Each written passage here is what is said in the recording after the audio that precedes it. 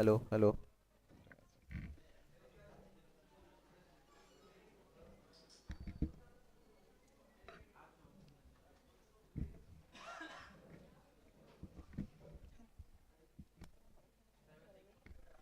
Hello, hello, hello, hello, hello.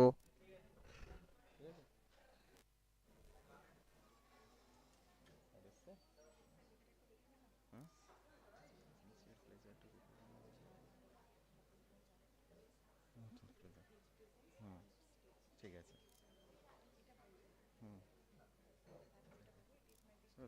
আচ্ছা শুরু করছি আমি Good morning, everybody. A very warm welcome to the second day of ACRB sponsored 2 days National Symposia on the profound theme of application of geospatial science for natural resource management. We had an enriching session yesterday.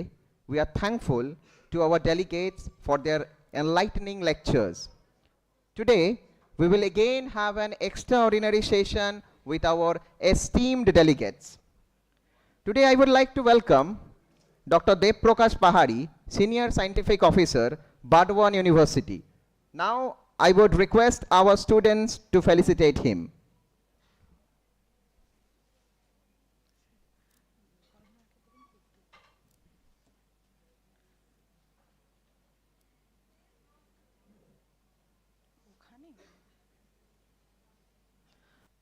A big round of applause, everybody.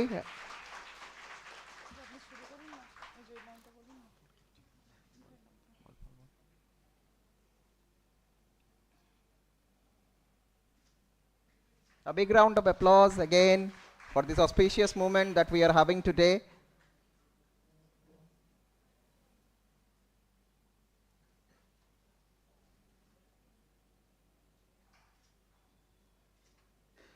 Now again, I would like to welcome Dr. Kothakoli Bandobadhyay, Assistant Professor and Head of the Department, Geography, Subarnarekha Mahavidyalaya. Now I also like to request our students to felicitate her. A huge round of claps.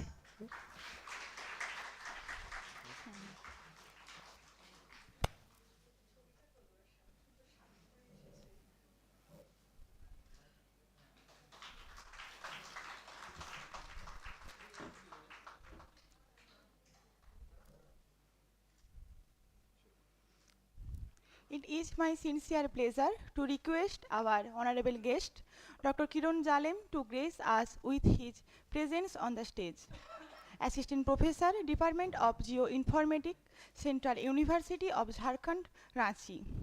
It is my distinct pleasure to introduce our keynote speaker, who is a man of remarkable caliber and influence. Dr. Kiran Jalem is a disaster management professional having 23 plus years of experience, which includes industrial, scientific, research, engineering, teaching and training, etc. As an assistant professor with Sri Krishna Institute of Public Administration, Ranchi, Government of Jharkhand under the non-plan scheme of Ministry of Home Affairs, Government of India. He had conducted several trainings program on disaster management at SKIPA, Ranchi in collaboration with NIDM, NDMA, MHA, Government of India and Government of Jharkhand. Also worked abroad for a year in Gulf, Middle East, Dubai, UAE and in oil sector. Dr. Kiran Jalem worked as a faculty with the Ministry of Rural Development, Government of India, Apex Institute, National Institute of Rural Development and Panchayati Raj on deputation for 3 years from 2019 to 2022. Thank you. Yeah, thank you. Thanks for those nice words. Friends, I hope I'm audible. I still find vacant seats at the back. Right. As you see, my name is Kiran Jalem. I work for Department of Geoinformatics in Central University of Jharkhand, Ranchi. Till the seats are full, why don't you play that? Yeah.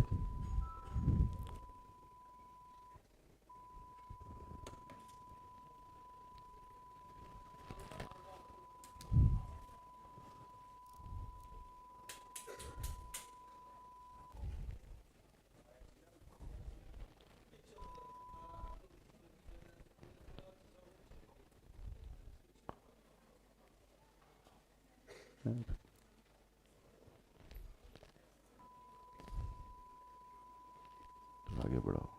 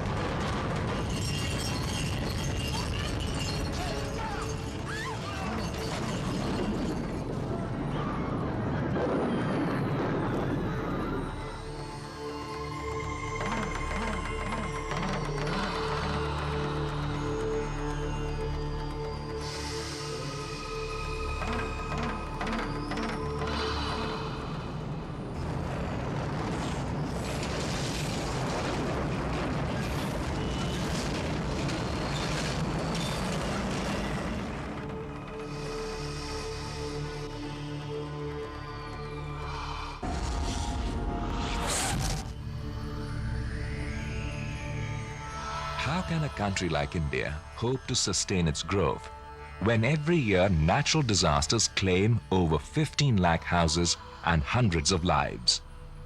Hundreds of crores of rupees are spent in bringing rescue and relief to the victims. Natural disasters not only wipe out entire sections of humanity, they also upset the socio-economic lives of millions and are an enormous strain on the nation's resources. The questions we need to ask are, what are natural hazards? When do they become disasters? And what can we do to prevent them?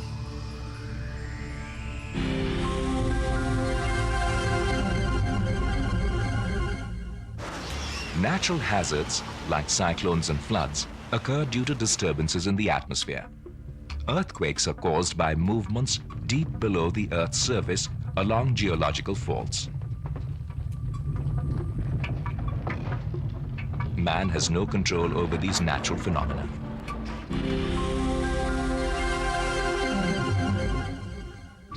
However, we can prevent a natural hazard from becoming a disaster.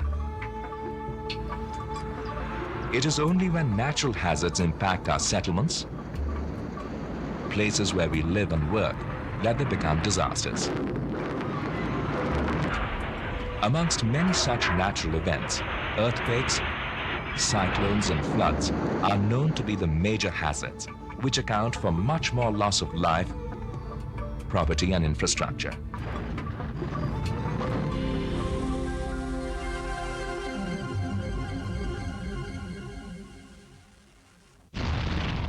We can neither predict an earthquake, nor can we stop it. But we can do the next best thing. We can save our homes and consequently save millions of lives. As we stand at the threshold of a new millennium, we are proud that science and technology today offer the means to avert these colossal disasters. It's time we availed of this technology to build a safer world. Imagine a world where you can be at ease in the eye of a storm or in the middle of a tremor. You can make that possible.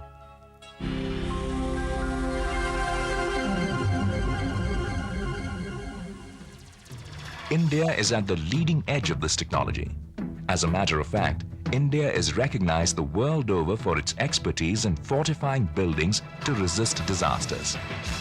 Using indigenous materials and at a minimal cost of only 2 to 6% of the total cost of construction, you can fortify your home while retaining its original look. When you've spent a lifetime savings to build your dream home, won't you spend just a little more to protect both your house and your family?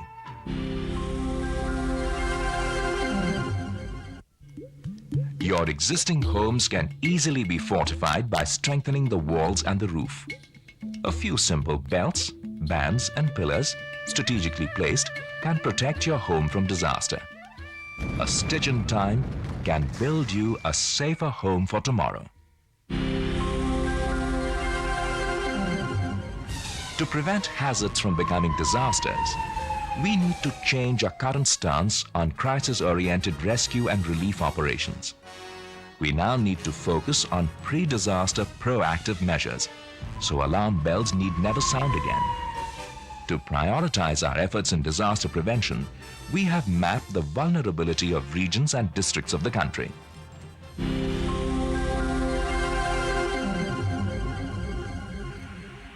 It is estimated that over 54% of the country's area is liable to moderate to severe earthquakes. Earthquakes of magnitudes 7.5 on the Richter or more have already hit Andaman Islands, the Kutch area of Gujarat, Himachal Pradesh, Kashmir, North Bihar and northeastern states. Earthquakes of 6.5 have occurred in North Indian plains and peninsular India.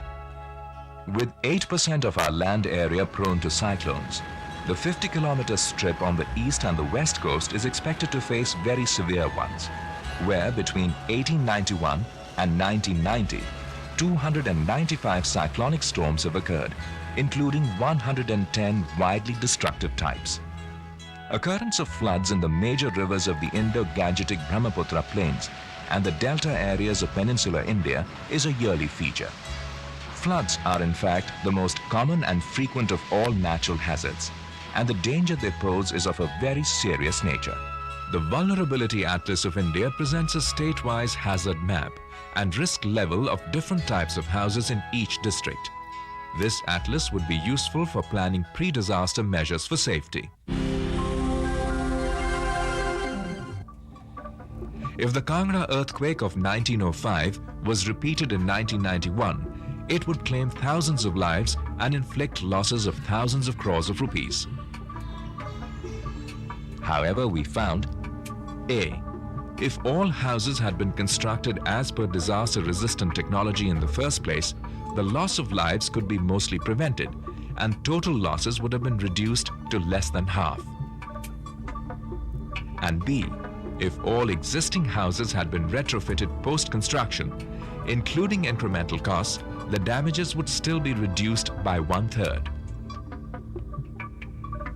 A similar cost-benefit analysis of the Andhra cyclone of 1977, if repeated in 1997, reveals a saving of hundreds of crores in the damage to the buildings. Besides money, of course, there is an even greater incalculable loss due to disruption in socio-economic lives of people and resultant trauma, which could easily have been avoided. To convince ourselves that such preventive techniques do work, all we need to do is take a look at the housing colony at Mahidanda in Uttarkashi, where all houses that had been constructed as per disaster-resistant technology are still standing, while the neighboring areas have been razed to the ground.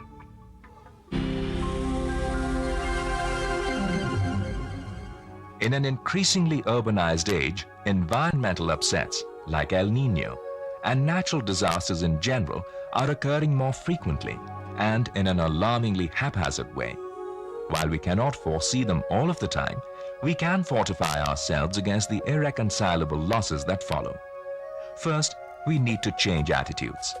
Simple construction techniques must be instituted by way of modifying the Town and Country Planning Act, the Master Plan, and Regional Plan regulations, and also the municipal bylaws for buildings.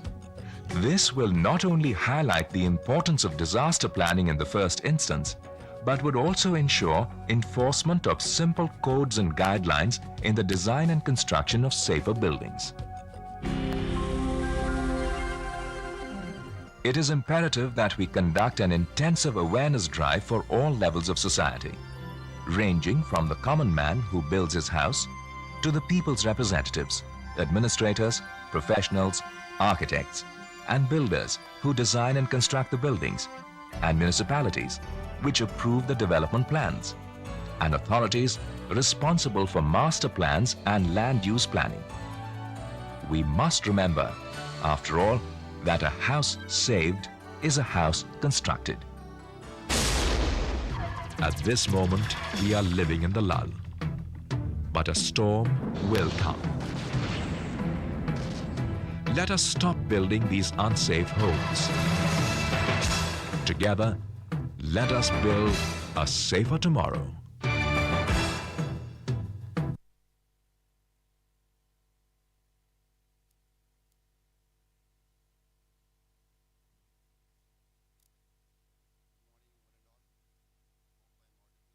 Let me switch to.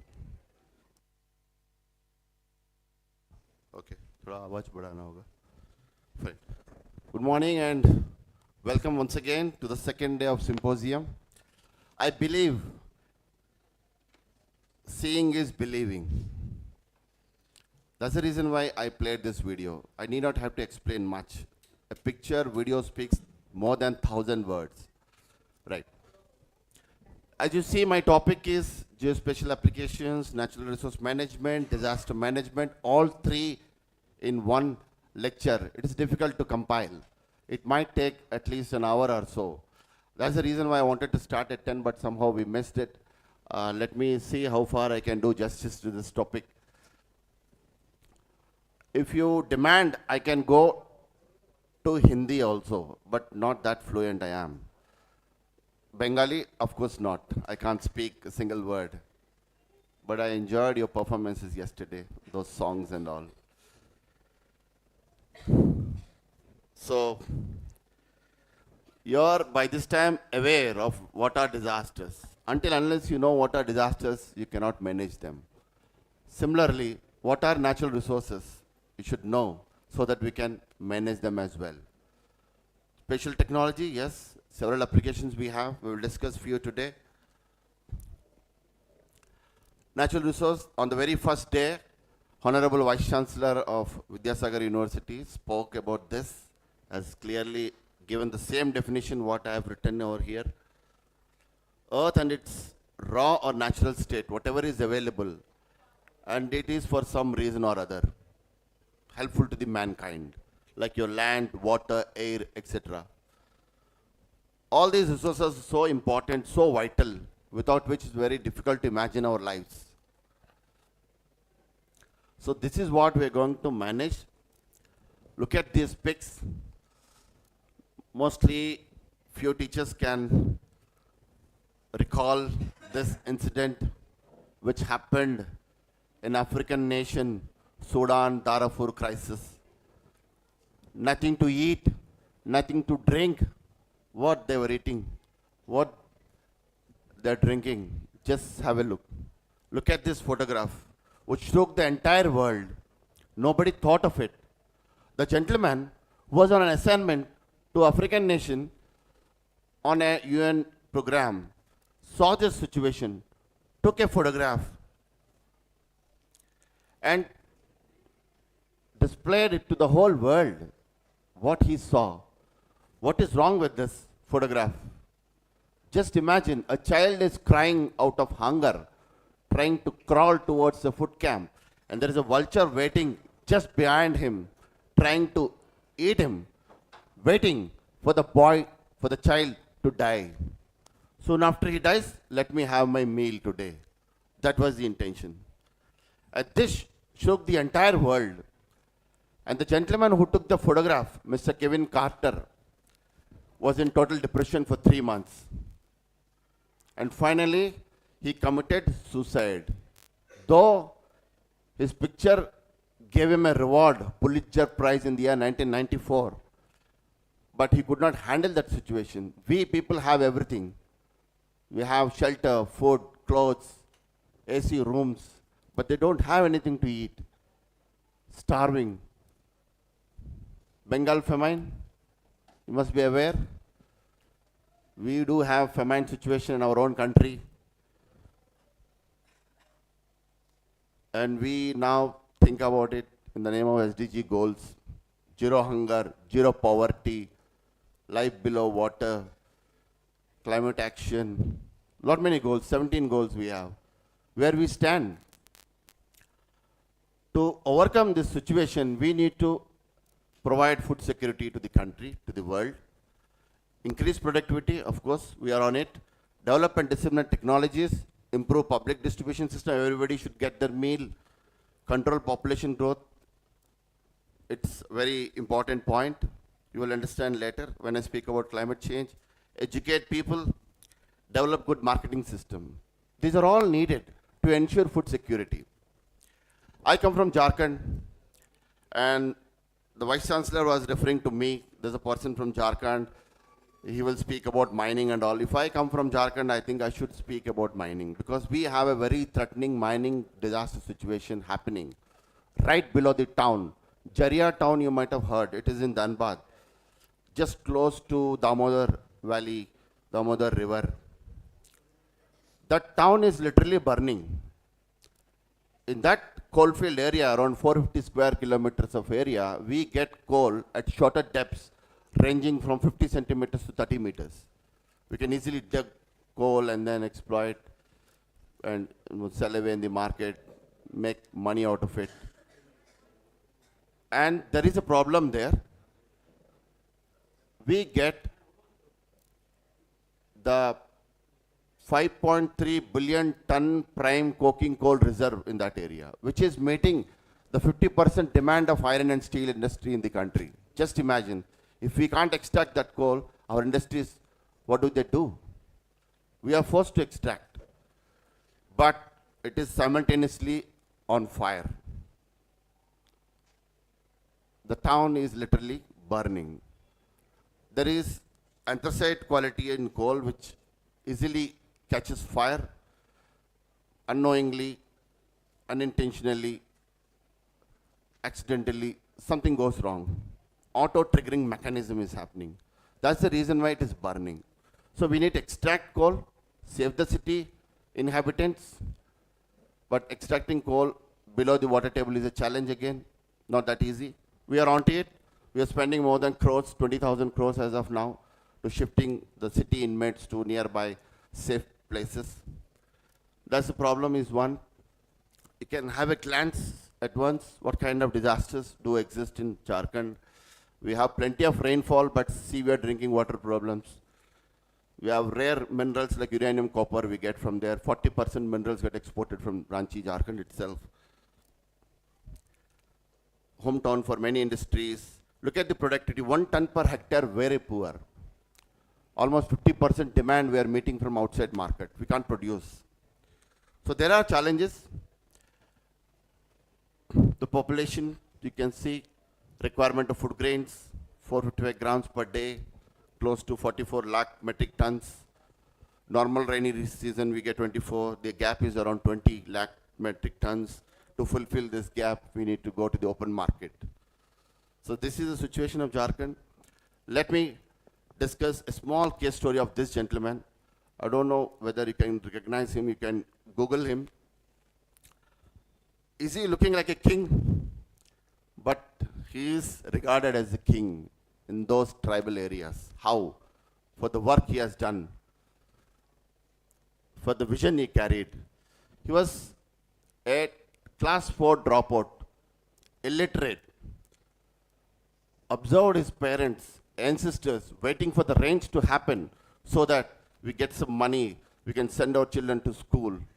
But unfortunately, rains were not frequent those days. People were in trouble, a lot of distress. They were migrating to nearby towns in seek of employment. He is now close to 90-year-old.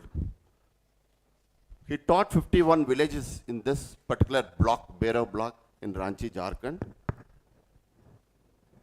how to conserve forests, how to conserve water, how to ensure food security.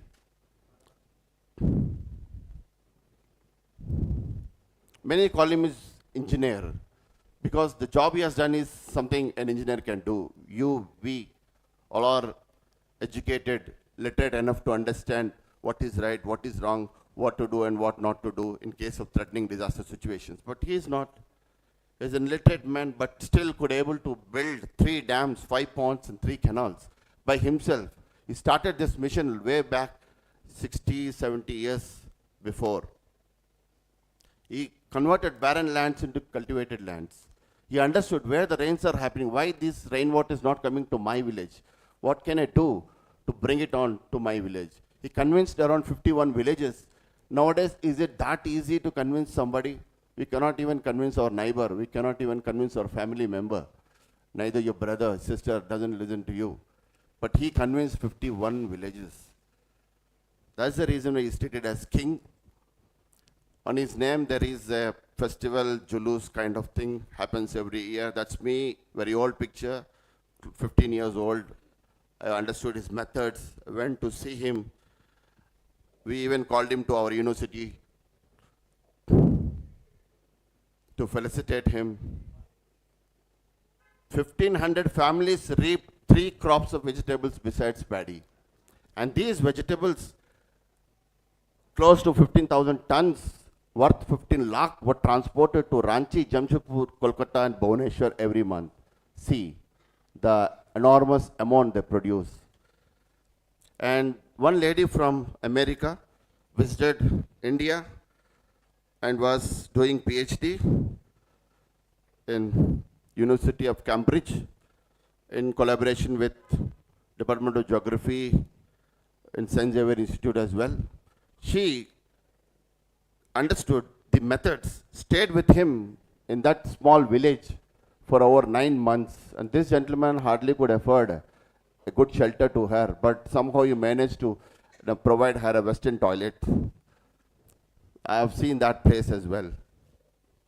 And he was initially given some money. His name was recommended to Padma Shri, Bharat Ratna also, but somehow it was delayed.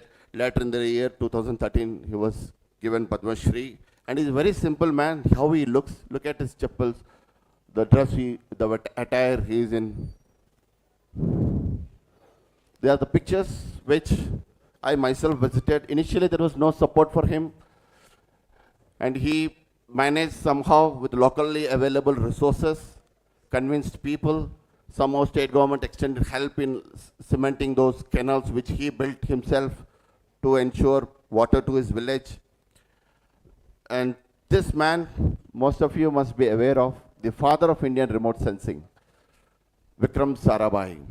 इनका नाम से Amazon में एक web series आ रहा है, Rocket Boys 1, 2. I watched 1, 2. I'm about to watch. We must be second to none in the application of advanced technologies to the real problems of man and society. Yes. What is for technology? If it doesn't address the real world problems, there's no point having technology. This man thought of it 4 decades back, almost 40 years. We had several missions, like INSAT series of satellites, which takes care of meteorological observations, radio, TV, broadcasting, disaster warning as well. Cyclone warning we get through INSAT series of satellites. IRS satellites are basically polar orbiting satellites, which take photographs of the Earth on continuous basis. They move from north to south and stay in orbit close to 600 to 700 kilometers above the Earth. And these INSAT series of satellites are close to 36,500 kilometers. They're focused on one particular area, like India, because these are our satellites. They provide services to India. They telecast matches happening around the globe right onto televisions in India. And this is how this geostationary satellite operates. It is exactly on a place and moves with the same velocity of Earth with which it moves. Hence it is called geostationary satellite. The orbit is called geostationary orbit. It takes footprint. And this is our IRS series of satellites which move from north to south. Continuously they take photographs. And these photographs are used to assess natural resources and their management. So far, these many satellites, there are plenty more, but I cannot fit every satellite into one slide. So whatever extent possible, I got able to do it. These are IRS satellites. These are INSAT series of satellites. These are experimental satellites, starting from Aryabhatta. Several satellite missions, yes, we have launched. We are now a kingmaker of GSLV Mk3. They can launch satellites up to 4,000 kgs weight payload. These are experimental missions. We are still on pilot basis. We have sent so far 297 satellites of other countries, 33 countries, and we do have satellites at one go in one mission. We also sent satellites built by students also. So far, so good. World is looking at us. Chandrayaan-2 mission is so successful. First to launch in lunar South Pole. Current space assets, what we have, which are working right away. This is our special IRNSS, Indian Regional Navigation Satellite System, so-called Gagan. You might have heard about it. Every country has its own GPS constellation of satellites. Like America, we have Navstar. Russia, we have GLONASS. Chinese, we have Compass. Likewise, India, we have Navig. This is how it operates. It establishes your location, provides services like this. Search and rescue operations helps us, precision timing. They are nothing but eyes in the sky. They take, excuse me, I'm not well, kindly bear with me. Imaging capabilities is so enhanced. We get submit resolution data nowadays, high resolution data. Whatever the object which is of size 1 meter to 1 meter, less than 1 meter, we can see it as a pixel on a satellite image so that we can easily understand what's there on the earth. Look at this, India at one glance. It's a mosaic of several images. We need to understand an image. There are several ways of interpreting it. We have so-called interpretation key. You might have heard, you might have studied tone, texture, pattern, size, shape, association, etc. With those key elements, we interpret images. This is, we need to have sound background of basic subject, development of skills through long hours of practice with image coupled with ground checks. Until unless you visit the ground, you cannot be sure of this technology, so-called satellite image interpretation, remote sensing. You need to visit, you need to understand. Then you can, to some extent,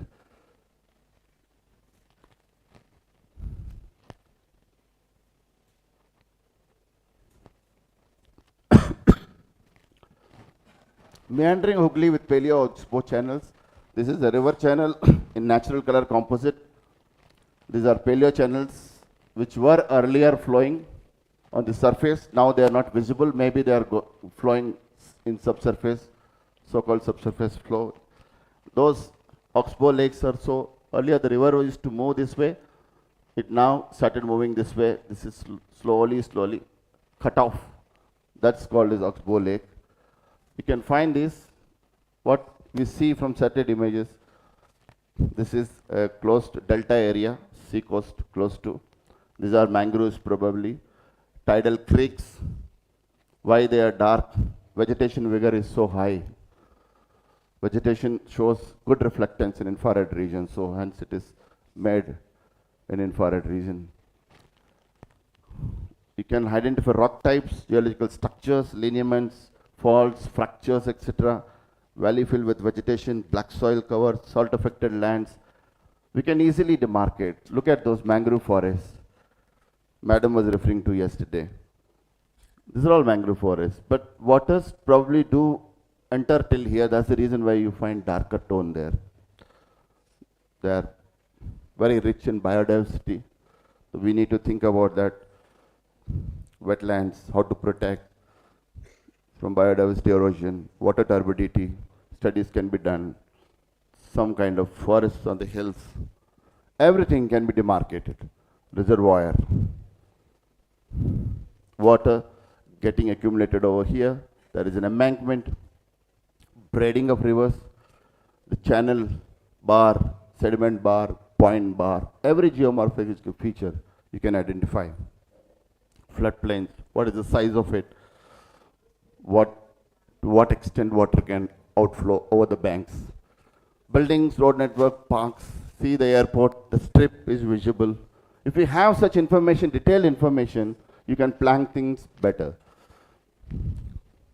See, these skyscrapers, the shadow is also seen on the other side. Illumination is from the opposite direction. Look at these structures. We do have images of that resolution. We even can map what kind of crop that is being planted in what kind of area, which soil supports what type of crop. That also can be studied. Tobacco, paddy, chilies, cotton, salt affected. Those are degraded lands. Salt is not good for cultivation. So we need to run a project like Sodic Reclamation Project. UP RSAC has done it.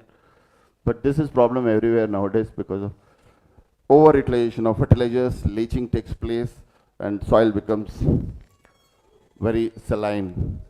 This is our Ranchi Hotwar jail where criminals are kept. In the year 2006, this was the photograph. In 2009, a lot of constructions have come up. Commonwealth Games were organized that time. So we can easily find changes. What happened when? What was the change like? To what extent the change has happened? Everything can be easily monitored, mapped. Prolonged water logging. Why these waters are standing so long for so time? This is all water logging conditions happening soon after the cyclone. You will definitely notice such things. You can even come up with a reservoir mapping, land use, land cover map for any district for that matter, with several classes like settlement, double crop, where is double crop, where is single crop, where is plantation, where is scrubland. See, even the computer will allow you to classify. If you are able to do it yourself, well and good, but that's a time-taking process. But if you allow computers to do it by just mentioning this kind of texture, tone, color, reflectance can be classified in one particular class like shallow water, turbid water. So it will give automatically. You need to supervise, of course, to gain more perfection. We also can do digital terrain analysis, SRTM data, dam preparation, hills over here, plains in between, Indo-Gangetic plain, how channels are being converged, soil mapping at so-and-so scale can be done. Soil scientists take care about this. Geologist will look into his own angle. Morphologist does something else. Madam does forest biodiversity mapping probably. Plant botanist, you look for species, what kind of species survives in which kind of land. This is LULC map again. How much is agricultural land, how much is the built up land, how much is the forest land. Soil resource mapping at watershed level. In a particular watershed, what is the slope pattern? What is the drainage pattern, drainage density, where it converges? Everything can be studied using remote sensing satellite processing. This again, slope, wastelands in India, where are they? So how to rejuvenate those lands and make them to use, land degradation map of India. How interesting themes we can develop. Windy erosion, where is that kind of phenomenon happening? Deserted areas you might find definitely. Just I'm skipping because paucity of time, speaker is also available, next speaker here. So a lot of things to discuss. This is a just display of products, output products, landforms. Southern part of India, how can you classify into what categories? Crop planning can be done. In which soil, what kind of? NRSC is already into, it has mapped the entire country, land use, land cover mapping has been done, degradation mapping, wasteland mapping, almost done. Few are in process. You can download them and then accordingly use it in your projects and achieve your objectives. This is NRSC done for food security. Since 1980 they were working on it. They have now come up with farming advisories where they suggest farmers what to go, which crop, at what place, in what kind of soil. So all these technologies together can ensure food security. This is one of the natural resource management which we are referring to in the beginning. Excuse me. We similarly have water security. Whole watershed mapping has been done for the entire country. We have an atlas in place, National Watershed Atlas.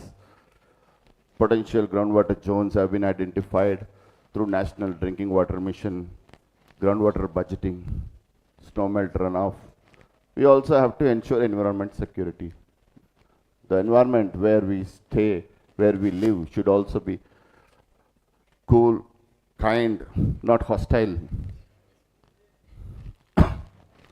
Now that we spoke of resources and their mapping using spatial technology, a fine line separates environmental hazards and environmental resources as between water out of control. If water is out of control, beyond control, flowing over the banks, creating a flood-like situation, it will become a disaster, obviously. But the same water under control can be a good reservoir resource.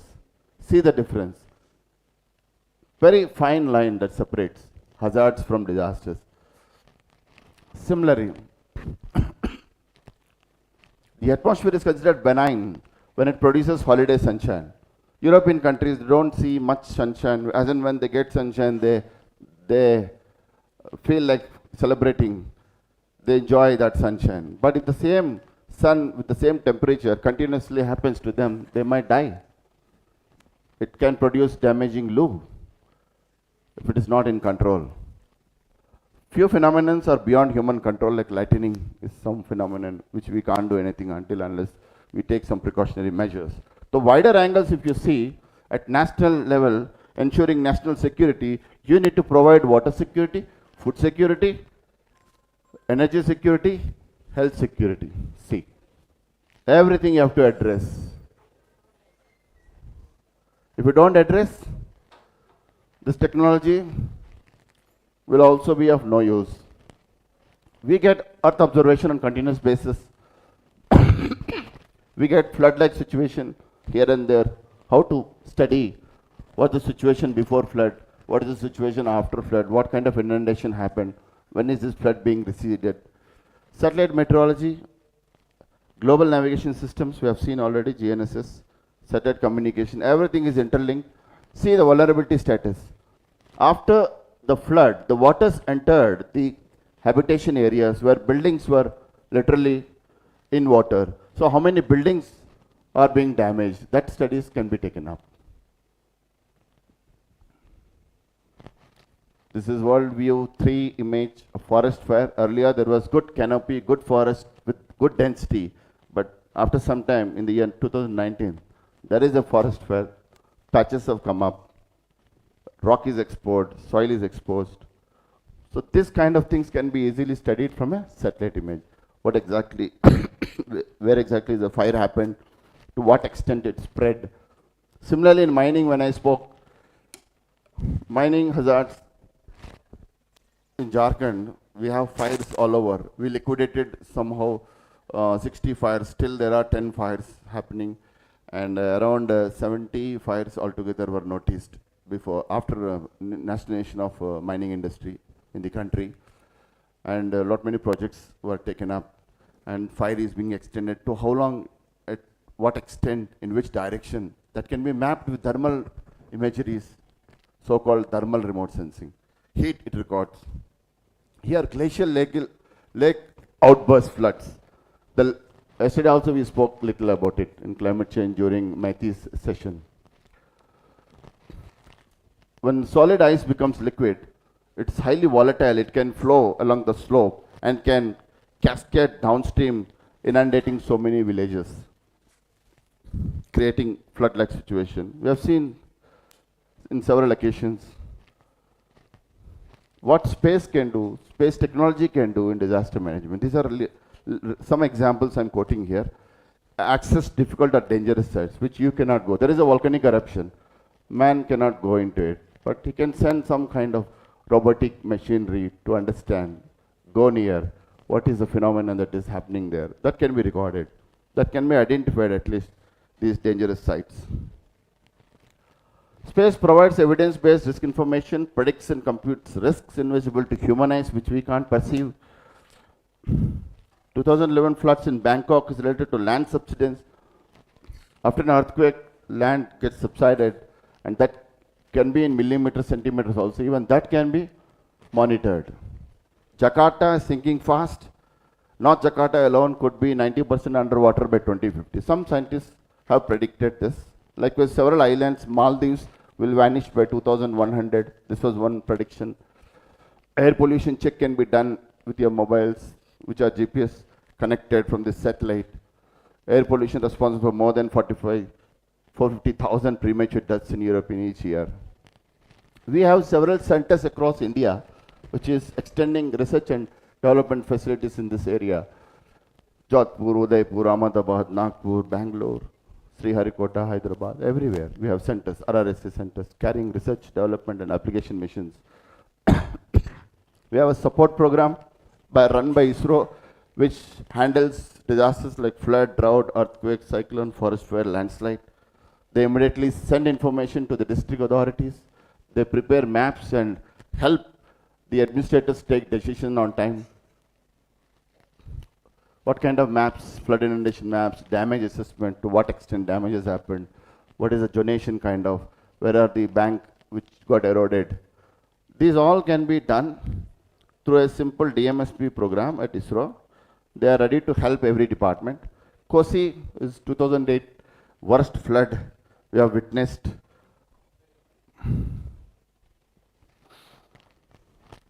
And it was being monitored by DMSP ISRO, where exactly the breaching took place, and how long is that breach, 1.5 kilometer approx, and how it was monitored. Look at the waters over here. The width of the channel is too big here, but it was earlier not like that. After the breach, those waters, and this is a shift, it occurred from 1938 to 2009. The blue indicates 2009, and 1938 is the red. A lot of shift in drainage happens whenever you see such kind of incidents. Look at that shift, 7.5 kilometers. Earlier the river was flowing in this fashion, now it took different direction altogether.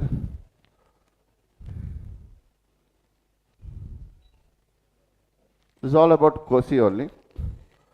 What kind of products we likely to get? The path of a river flows generally along a weaker zone, such as a lineament. When there is a fracture, it finds the river, it flows in that direction. Water always seeks for slope. This is sand splay. The deposits were splayed in a direction. Look at that. If 2010, you find something. So how much is the area? What is the breach, length of the breach? When it occurred? How much flood took place? And how much area it inundated, how many villages it drowned. These are all continuous basis. 22nd August 2008, 23rd, 24th, 27th, continuous basis we take images and then we assess what is the status like. In Andhra Pradesh also, using radar sat images, microwave remote sensing so-called, which gives clear picture between land and water. Thank you. Catherine, hey, you want me to stop?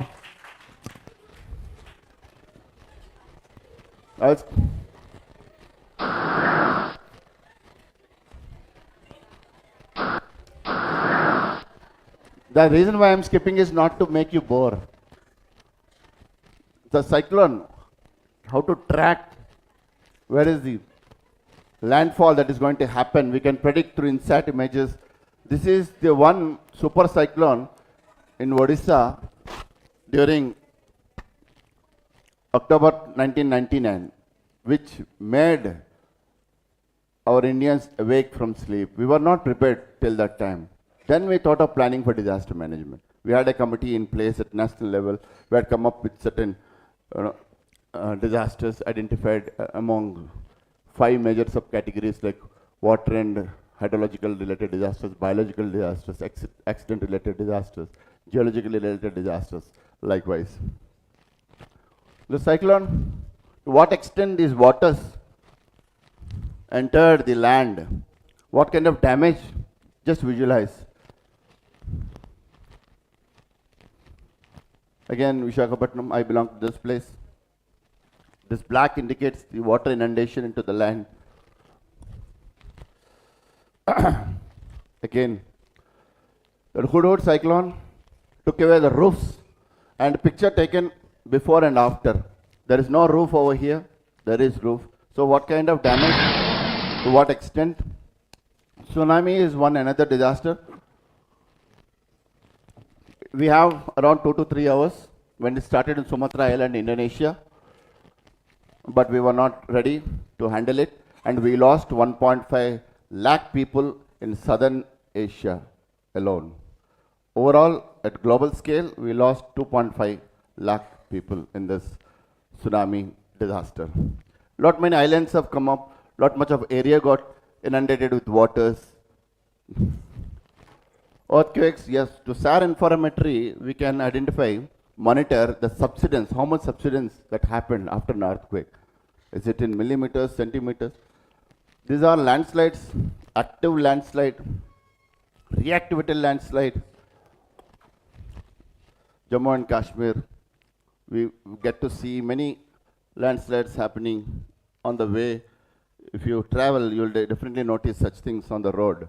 And to what extent this landslide took place and where it took place, what is the exact location, everything can be monitored, understood.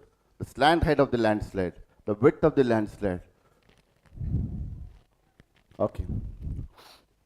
So globally, if you see, for the last 2 decades, 2000 to 2019 and 1980 to 1990, they kept on increasing. On an average, in a year, more than 250 events, global events, natural hazards at global scale take place. And almost 3.5 billion people get affected across the globe. It's rising. In the name of drought, in the name of earthquake, see the difference between 2 decades.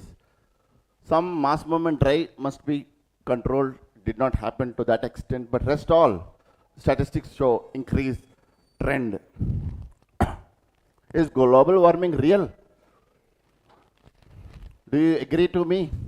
Yes, no? Yes. We are not comfortable anymore. This indicates. Okay, what are the reason? The reason could be many greenhouse gases which we leave from the industries, automobile industries, mining industries. These are all green gas. These gases have a peculiar property called heat trapping property. They can trap the heat, whatever that is coming from the sun, and in turn they re-radiate back to the earth. So that's how temperatures are being increased globally. Methane, water vapor, carbon dioxide, nitrogen trifluoride, very interesting compound, you should all of you know. It is used in LCD panel making. I'll tell you how devastating it is. Nitrous oxide, ozone, sulfur hexafluoride, perfluorocarbons substitute to chlorofluorocarbons, which we used to use earlier in our perfumes. Now we don't use CFCs anymore. Substitute has come. Sulfur hexafluoride. This is dangerous, very dangerous.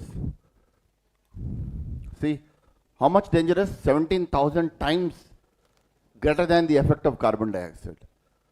But still we use. We want LCD panels. Why don't we shift to other technology, latest technology, LED? If you have any such things at home, please do change. Come to LEDs.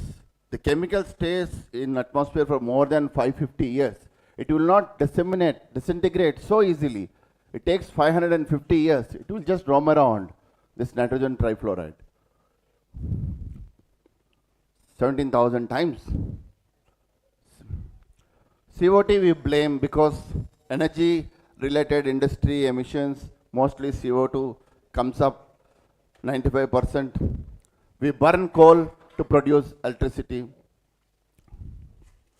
Carbon dioxide is blamed 56% its composition compared to other compositions. See, of course it has to be blamed, but is CO2 that bad? Carbon is that bad? No, it's not bad. It is responsible for greening of the earth. Yes.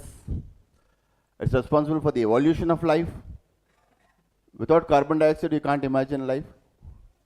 Without CO2, Earth would have been a cold and lifeless frozen planet with minus 18 degrees centigrade.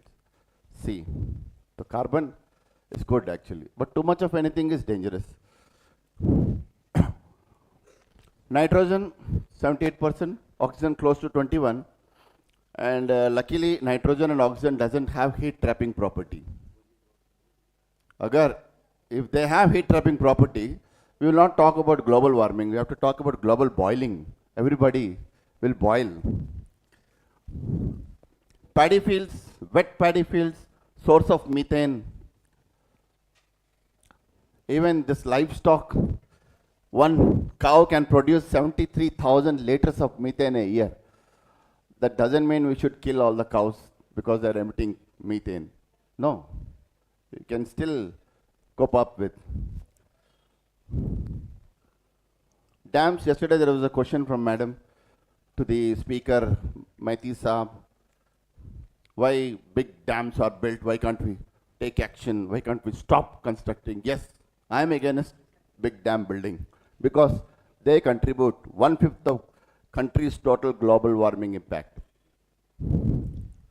Big dams. Because of inundation, the vegetation under submersible conditions release methane. India's large dams could be around 33.5 million tons, only methane that goes from large dams. See, so that doesn't mean we should stop building dams. Is there any option, way out? Yes, we can come up with series of small check dams, which the other gentleman in Bero block in Jharkhand has done it. He is not aware of this technology, neither he is aware of global warming, climate change, but still he could able to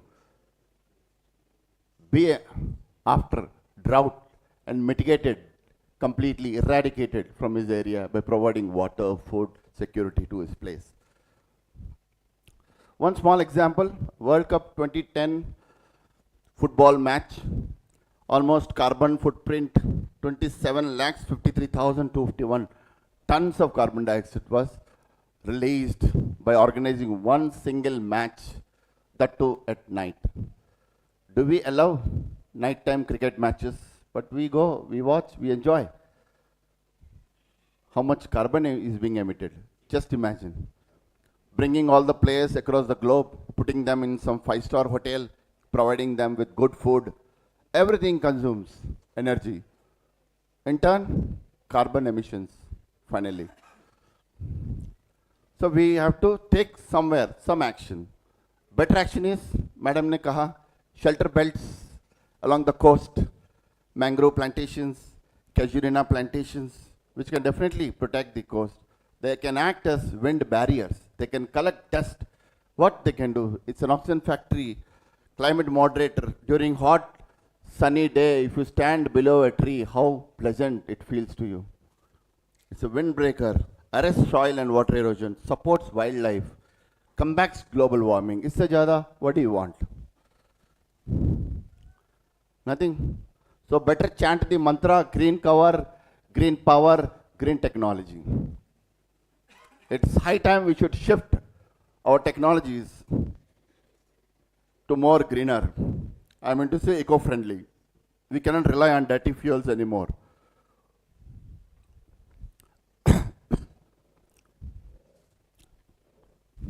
To green the globe, which can save the planet and its life.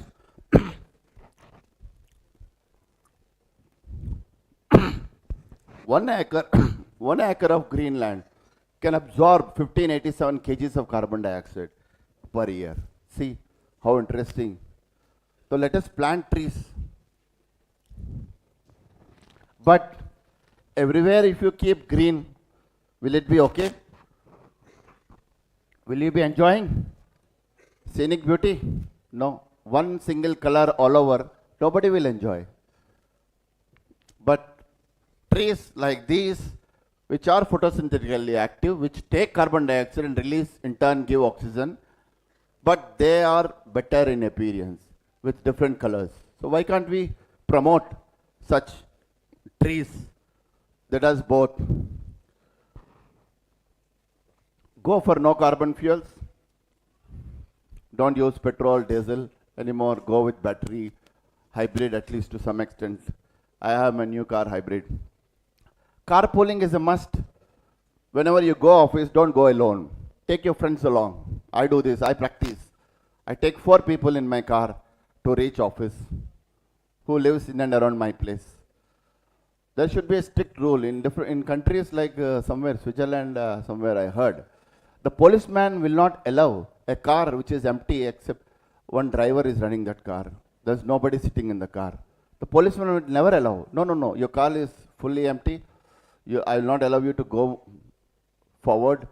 Either you make your seats occupied or else you go back home. I will not allow you to move forward. So that kind of strict restrictions are to be imposed. Mass transport, yes, we do have public transport everywhere in every city. Trains, buses. Why can't we promote? Why can't we use them efficiently? Metro in Delhi, whenever I go, I travel by metro. I don't go by hired car, taxi, etc. Metro is the best. Many people can go at once. Cycle and recycle, reduce, reuse, recycle, very good habit. Create a market to the extra carbon which we are leaving in the atmosphere. Carbon trading is one good business. Every country is now into it. Low carbon economies, adopting low carbon lifestyles. This is very important. We need to develop that. I don't say don't eat non-veg, promote vegetarian diets. I too eat non-veg. I wanted to avoid, but somehow at times I am forced to eat. So, because yesterday we have seen in Maiti lecture, to boil a meat, it requires a lot of energy, a lot of carbon emissions are observed in that case, whereas in vegetarian diet you don't have to spend much energy. That's true. That is the reason why we are asking to promote vegetarian diets. No car days. If you have a car and you don't bring it to office, it's a good thing. You will be paid for it. No car incentives. Yes. Your boss is so happy. You have a car but you didn't bring it. So you take incentive. Then everybody will do the same. One day they themselves carpool and reach office. No nighttime crickets. Yes, we should not allow. The place where I live, I have an international stadium in Ranchi. I have seen recently senior league cricket match happening. That was very close. And somehow I could not digest that. I teach and there's something happening before my eyes. So I felt very bad and I did not go watch that cricket. Though it is very near to my place, though I have tickets in hand, though I have favorite players playing there, senior players, Irfan Pathan, many have come, Gavaskar also has come, but I didn't visit. Carbon-free fuels, yes, it is high time we should shift over to alternate energy resources, because conventional resources will end up very soon to, maybe these resources formed 50 million years ago, but they might likely to get extended in very short span of time, probably another 30 years or so. So why should we wait till they extinct from this planet? Why can't we now shift to alternate energy resources like wind, solar, tidal energy, geothermal energy?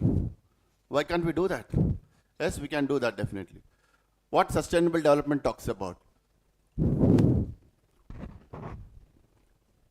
Development that takes care of the needs of the present without compromising the future needs of future generations. This is called sustainable development. The ability of future generations to meet their own needs. We have no right to use all those resources for ourselves, eat away, vanish these resources from this planet and give nothing to our future generations. In fact, we have literally borrowed the planet from our future generations. We need to leave certain resources at least for them. You have no right to finish off everything, eat away everything. So it's high time we should switch over to these green technologies. Water and sunlight, carbon-free fuels, no dirty fuels anymore, water car, hydrogen car, they are already in market. Hydrogen car, India probably launched very soon, but in abroad, yes, there is. This is very interesting technology happening across the globe. Sunshine to petrol. Normally, from sunshine, through photosynthetic activity, plant gains its food in the name of glucose, C6H12O6. But the same carbon dioxide, if it is disintegrated to carbon monoxide and then finally to liquid solar fuels like hydrogen methanol, this can be of good use. Even gasoline, biodiesel, which we are talking about, which is a substitute for your petrol diesel, these plants produce hydrocarbons instead of sugars. 1 acre of E4BS produces 50 barrels of hydrocarbons. See how much fuel you're going to get. These fuels are renewable, free from sulfur, lot of scope to increase yield. Rubber plant ke baare mein you might have heard. Until vulcanization in 1939, rubber plant was considered as a nuisance plant thanks to the earlier generations for not eliminating it. Now it is a major economic plantation crop. You can see in Kerala, lot many rubber plantation. Very big industry. Hydrocarbons yield of rubber per acre in 1945 is just 100 kgs and now 4,000 kgs, 40 times phenomenal increase. See, thank God they have not eliminated it. We humans have no right to eliminate any resource. We use and we leave something. Green technology. We spoke about green power, green cover, now green technology. The extra carbon can be converted into byproducts like sodium bicarbonate, can be re-injected, buried down below the soil, used as a propellant, supercritical carbon. This is what sunshine to petrol I was talking about. How it is done. There is a team from Sandia National Laboratories, California, US is building a prototype to chemically re-energize carbon dioxide into carbon monoxide. Disintegration of CO2 to CO could then be used to make hydrogen or liquid soil fuels such as methanol or even gasoline. The corn we eat, it has 3 benefits. Grinded corn stalks with water and bacteria, fermented for several days, cellulose is broken down by bacterial enzymes, add other plant waste and allow for decomposition for 2 weeks in an anaerobic digestion tank, methane is produced. With the result energy we get, that can be given to fuel cells and can be stored as electricity and heat. The corn we eat has 3 benefits. See? Carbon-free green fuels, photobioreactors, this is one more process. How it is done. Grow Chlamydomonas, which removes sulfur to consume oxygen in anaerobic process starts. After 24 hours, hydrogen gas is released. This is what required now. Hydrogen fuel cars can be run. Allow photosynthesis for few days. Repeat the above process. You get continuously hydrogen. These are food for thought for the young minds. Tandem cell technology uses 2 solar cells that together capture sunlight from every part of the ultraviolet spectrum. It is possible to produce a few kilograms of hydrogen per day at the Hydrogen Solar Laboratory using cells that are approximately 10 square inches. How small cells can harvest. The best method is use bicycles. Don't use motorcycles, cars, etc. Rather you try to use, you'll stay fit. I do prefer, but my office is too far, 30 kilometers. Difficult for me to ride a bicycle. But at home I does. In countries like Paris, Denmark, there are cycles across the city. In every corner, you can take a cycle, go to the place where you want to, leave the cycle there, do your job, come back, go elsewhere. Nobody's bothered. This is old way of cultivation which we practice, but I don't. This is another old way. We carry goods using donkeys, but I don't suggest you to go back again and do the same because time consuming, lot of efforts, whole world is running after time. How can you go back and do the same thing? So this is not advised, but you can do things smartly, differently by pulling, carpooling, riding bicycles at least, but traveling in public transport. This can be done in your hands. CFL bulbs, LED bulbs, conventional bulbs, you might have heard, which is very power consuming. Not good. Heavy metal like mercury is used. But LED, yes. The lifetime of this bulb is rated 50,000 hours, 5 times longer than a compact fluorescent bulb. LED bulbs is able to brighten instantly and be switched off on and rapidly without problems. They also contain no mercury. So LED is a better technology, and the one who invented got Nobel Prize also. In my house, I have everything LED. LED TV, LED lights, all LED. I don't keep LCD anymore because of that nitrogen trifluoride, which is so dangerous compound. This is another solution, greener solution. Buy clothes, wrinkle-free, dust-proof, odor-free clothes. They are available in market, maybe little costly. Just like the one you saw in the first video, if you spend around 6% while building your house will become disaster resistant. And with that disaster resistant technology, if you start building, half the damage can be reduced. Existing building can be retrofitted, and damages still can be reduced to 1/3.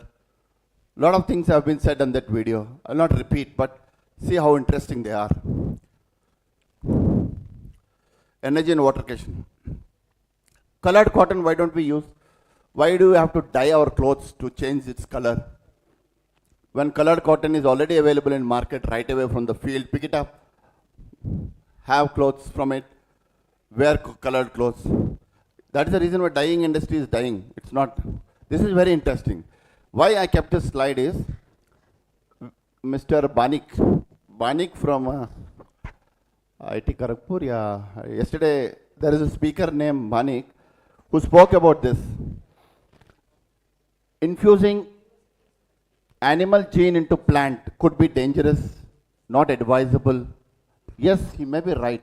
But I heard someone did something somewhere. When a plant needs water, it glows. This was made possible by Singapore scientists by inserting a fluorescent marker gene from jellyfish into plant. By this, there is ample scope to save water. A plant grows instantly when it needs water. When it's thirsty, it asks for water. It asks for food. Just the way child asks for food to the mother, plant also asks for water. If it is thirsty, it will glow. These jellyfish also glows underwater, you might have seen. The same gene was transferred, and this way they wanted to save water. It's still in experimental stage, but very soon patented. The best thing is family planning. Don't have much kids. One kid is enough. If you can afford one more is okay. Don't go beyond 2.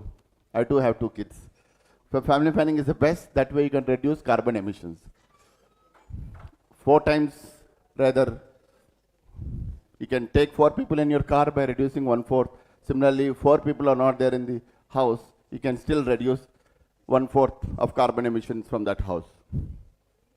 This is one more technology, SO2 jumbo jets.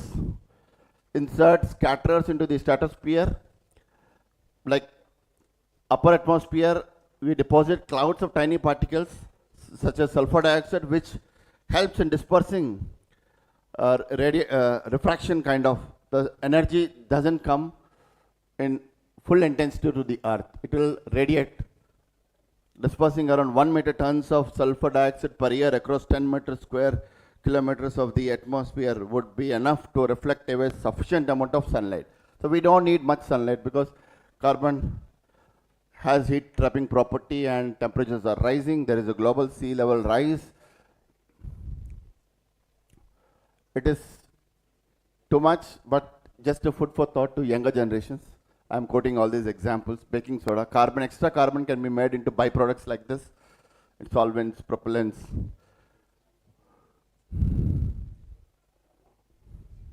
Waste from heat. The extra carbon can be used. Whatever you're releasing out can be trapped and used, made to use. You can do business like this by transferring credits from one country to other. If I can't emit more than the permissible quota, I can buy quota from other countries where they have good permissions, and then I can pay same amount in return. This is called carbon trading business. Likewise, north out $70,000 to south as debt in this business. So win-win situation is always possible. In next 4 slides, I'm concluding.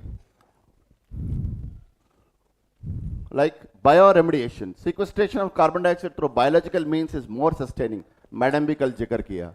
You might have heard. Plants are primary producers in the earth. They use carbon dioxide. They prepare food for themselves, release oxygen to us. They act as carbon sinks. Inevitable global heating. Tomato, the small pores on the leaves are temperature sensitive and close in hot temperatures. If there is lot of heat, those tomato pores will close. Then evapotranspiration doesn't take place. So plants will perish in changed climate of, like blueberries are not seen nowadays. Like many species are extinct, on the verge of extinction. Microalgae, which form a major part of the flora of oceans, seas, rivers and water bodies, responsible for gulping 30% of CO2 releases on the earth. We also want to harvest, absorb carbon by increasing hydrophytes in the ocean, which can absorb carbon dioxide, by enriching oceans with iron content. So this is all new research, microalgae under the microscope, more adaptable high temperatures. They have no stomata, pores they don't have, they will not close, they will remain open. The process will continuously take place. Your evaporation, for convection, for runoff, etc. CO2 diffuses through their cell walls. Many virtues of microalgae, they have a very high rate of photosynthesis, they multiply very fast within half a day, can grow in many types of water, salt water also they can grow. No pressure on water resources, can be cultivated in wastelands by creating a pool of artificial water bodies, can grow even faster and much higher. So if you promote such microalgae, you can do carbon absorption more. Climate change has several effects on health, agriculture, forests, water resources, coastal areas, species, etc. One very interesting disease which we humans likely to get because of climate change ill effect. See, how people think and feel is being influenced strongly by ecosystem transformation related to climate change. The place where I live is not kind enough. It is not allowing me to live peacefully. It has become hostile. In that case, what kind of disease am I likely to get? Psychoterratic illness involves the psyche or mind and terra, matlab earth. So a psychoterratic illness would be an earth-related mental illness, where both nostalgia and solastalgia are examples of people being made mentally ill by the severing of healthy links between themselves and their home or territory, where they live. They are not happy with the environment where they live. This is called solastalgia. We all are likely subjected to this disease shortly if you are not happy with the surroundings. Palpable sense of dislocation and loss that people feel when the perceived changes to the local environment is harmful. Okay, we had enough of discussion on this subject. We spoke about special technology, we spoke about disasters and their management, we spoke about natural resources and their management. But what is the problem in handling the risk and vulnerability? Do we lack knowledge? Do you think so? I don't think so. We're about to wind, sir. 2 slides. Have something. Do we lack appropriate skills? No. We have very much skilled persons in India. In fact, people from abroad take us. Brain drain is happening. Scientists go from here, join NASA, do great job. But Indian scientists are also doing the similar job here, though they are not being given such ample opportunities like America. But still, they are performing. So we don't have problem with the knowledge, no problem with the skills. We have plenty of resources. Jharkhand itself has so many resources. I myself told India is much more resourceful. But what's the problem? Commitment? No. We are committed people. I am committed. I am committed to my friend. When he called me up, he said, you are supposed to come for this symposium. I have no leaves at my office. I was not well. Till yesterday I was not well. Luckily today somehow I'm feeling okay now. But there's no problem with the commitment. What the problem is? Right attitude. When you don't think right, when you don't do things right, you can never bring that small changes in life, neither in society nor in this world. So, Whatever initiatives we take, are they sustainable or not? We have to think twice. Is it one sector responsibility? No. Every sector has equal role to play. My sector will not get affected approach should not be the case at all. Every sector, global climate change is dependent on several parameters. Everyone are responsible. If we do something bad here, repercussions could be somewhere else. If America does something, Indian people might get affected to it as well. Just like the economy is related, even climate change, global warming is also related. It has no boundaries. Even disease also no boundaries. Corona somewhere erupted and devastated the whole world. It entered India also. Luckily, we could able to survive better. We'll see when it will come. No, you should not wait. Will come after 100 years. Let the earthquake come after 100 years because the returning period is something like that. With the same intensity, earthquake comes after 50, 75 years like that. So let us relax. Why to bother? Why to be panicked? Let us enjoy lives. That should not be the case at all. We should plan from now onwards. Ignorance about the reality, yes. There is a global climate change and we are ignoring. And what are the factors that are influencing it? We know it, but still, we don't try to mitigate the impact. We still use electricity when there is nobody in the room. The class was supposed to start at 10. I was waiting from 10, but the hall was open till 9, since 9 o'clock, I guess. All the ACs were on. So how much energy we have wasted? So let us all stick to time, right information to right person will enable disaster management. Reality is known, but the action for mitigation is less. So spatial information technology has contributed significantly in all phases of disaster management, like your prevention, preparedness, mitigation, etc. Disaster management is a proactive preparedness, mitigation, prevention driven approach. It is not a reactive, relief-centric approach anymore. India has developed an operational mechanism for disaster warning, cyclone and drought. Prediction of certain events like earthquake, volcanic eruption, flood are still in experimental stage. Effective disaster management mechanism for timely assured dissemination of relevant information to vulnerable population needs to be evolved. Yes, right time, right information. So with this I will conclude. I took more than an hour, I am very sorry. Failing to prepare means preparing to fail. Give a man a fish, you feed him for a day, and teach a person how to fish, and you feed him for a lifetime. You have to make them understand. You have a technology in place. If I help that layman in Barrow Block, who's a 90-year-old man who thought good about his society, does something great, but he's not aware of technology.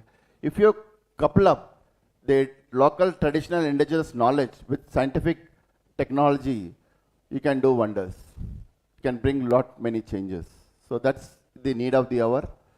You need to respect each other, respect technologies in place, and suggest some better technology to achieve our objectives, to live on this planet. That's all from my side. Any questions, please?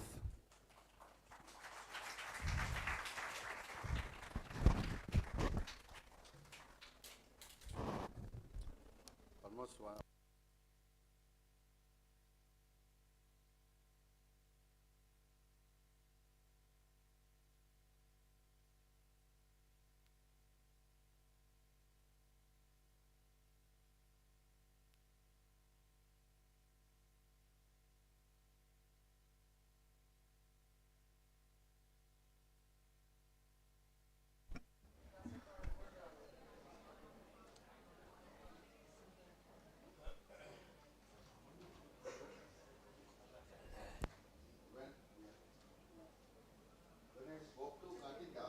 He said he will be given 20 minutes initially in that schedule. So I made 20 slides that time. Later on you said, yeah, 150. Yeah, more than 60. Yes, yes, yes. Later on I made 60 slides. Now the slides have increased because we have a lot of deliberations yesterday. So to answer few things, I took this advantage. I think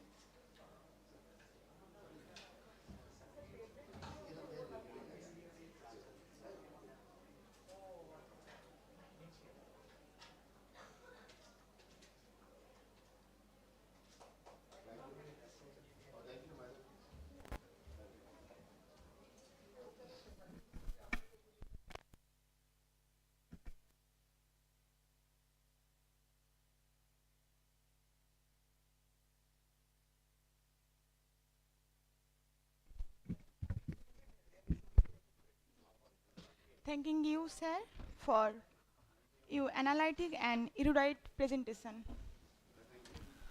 Now we have with us Professor Shomokanti Ghosh, Professor Computer Science and Engineering, Indian Institute of Technology, Kharagpur.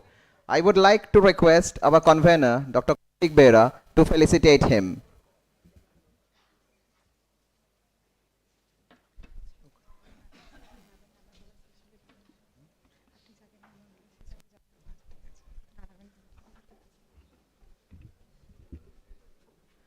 A huge round of applause as our convener is felicitating Professor Somokanti Ghosh.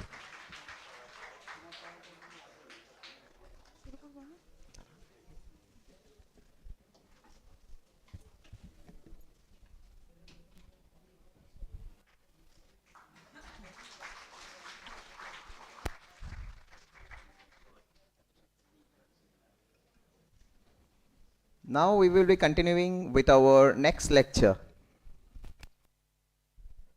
Again, it's my sincere pleasure to request our honorable guest, Dr. Debaprakash Pahari, to grace us with his presence on the stage. Dr. Debaprakash Pahari, Senior Scientific Officer, Department of Geography and faculty member of the Department of Geospatial Science. It is my distinct pleasure to introduce our lead lecturer. Dr. Pahari completed MSc in Geography and Environment Management from Vidyasagar University and his PhD from the University of Burdwan. His research topic is Coastal Resort of West Bengal and Environmental Appraisal. His foremost research interests are the fields of geomorphology, coastal management, natural hazards, tourism, remote sensing, geographical information system, and GNSS. In last few years, he has successfully completed training program on radar remote sensing and applications under Research Up project of ISRO.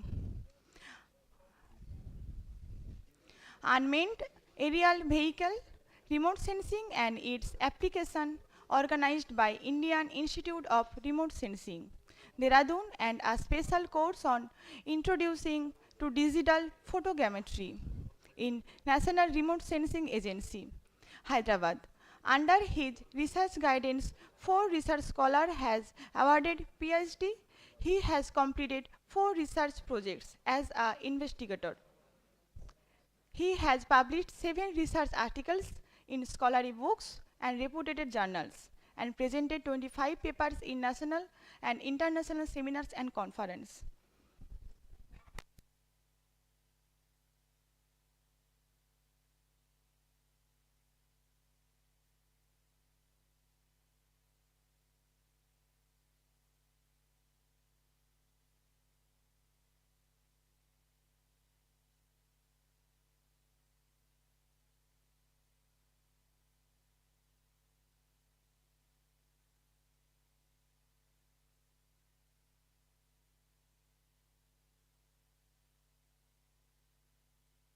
So many things, and I don't have to take so much time.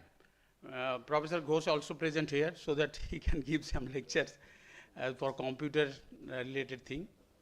So the title of this workshop is basically the geoinformatics and natural hazard. So I think that the dais who have present here, most of the students is present, attend this seminar, no, workshop. And you are the field of geography. Okay. Is any other discipline are also present here? So if the organizer permit to me that, then I have continued in Bengali. Some of the Bengali terms and English we can mix it. Is there any problem? Okay, so that just you can see some pictures, and we like to discuss about the 2 things, geoinformatics and natural resource management. Okay. So there are so many things is discussing here in 2 days, but we try to do that what type of things we are possible to do. We are the people of geographers. So what type of things we are trying to do? If you can learn something, then it is useful, and this is the fruitfulness of this particular workshop. So I try to give some very specific case studies, and I am not so much prepared, so whatever our scholar and students prepare some case studies in different areas in your place, in your locality, that type of things I can show here, okay? Half an hour or 40 minutes I will take time. So if you have any confusion or if you have any queries or question, then just ask to me.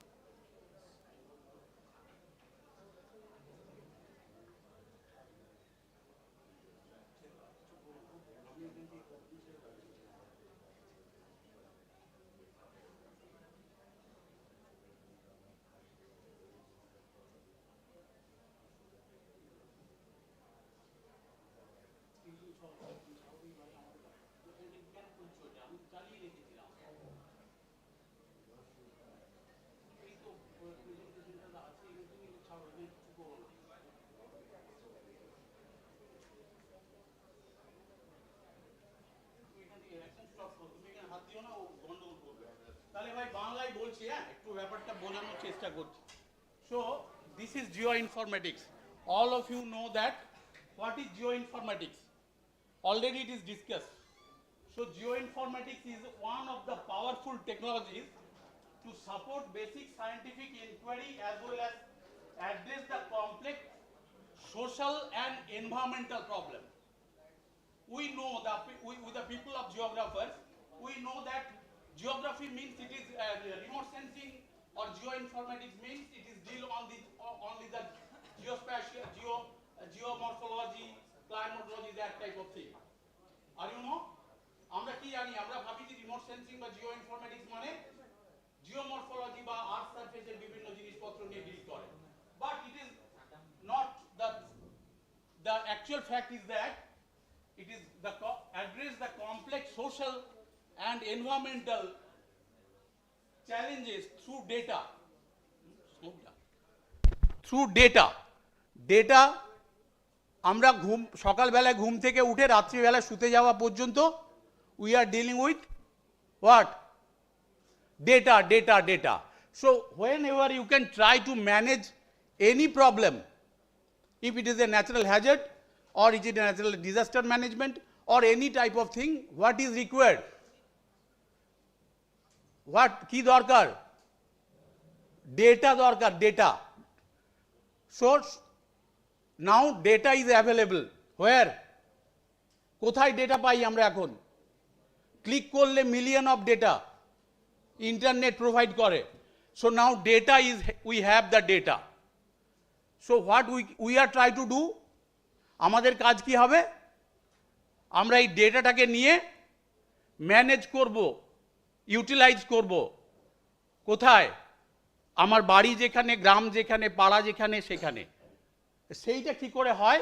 সেটা physical হতে পারে, environmental হতে পারে, social হতে পারে। And another important thing is geoinformatics is through computation and geovisualization.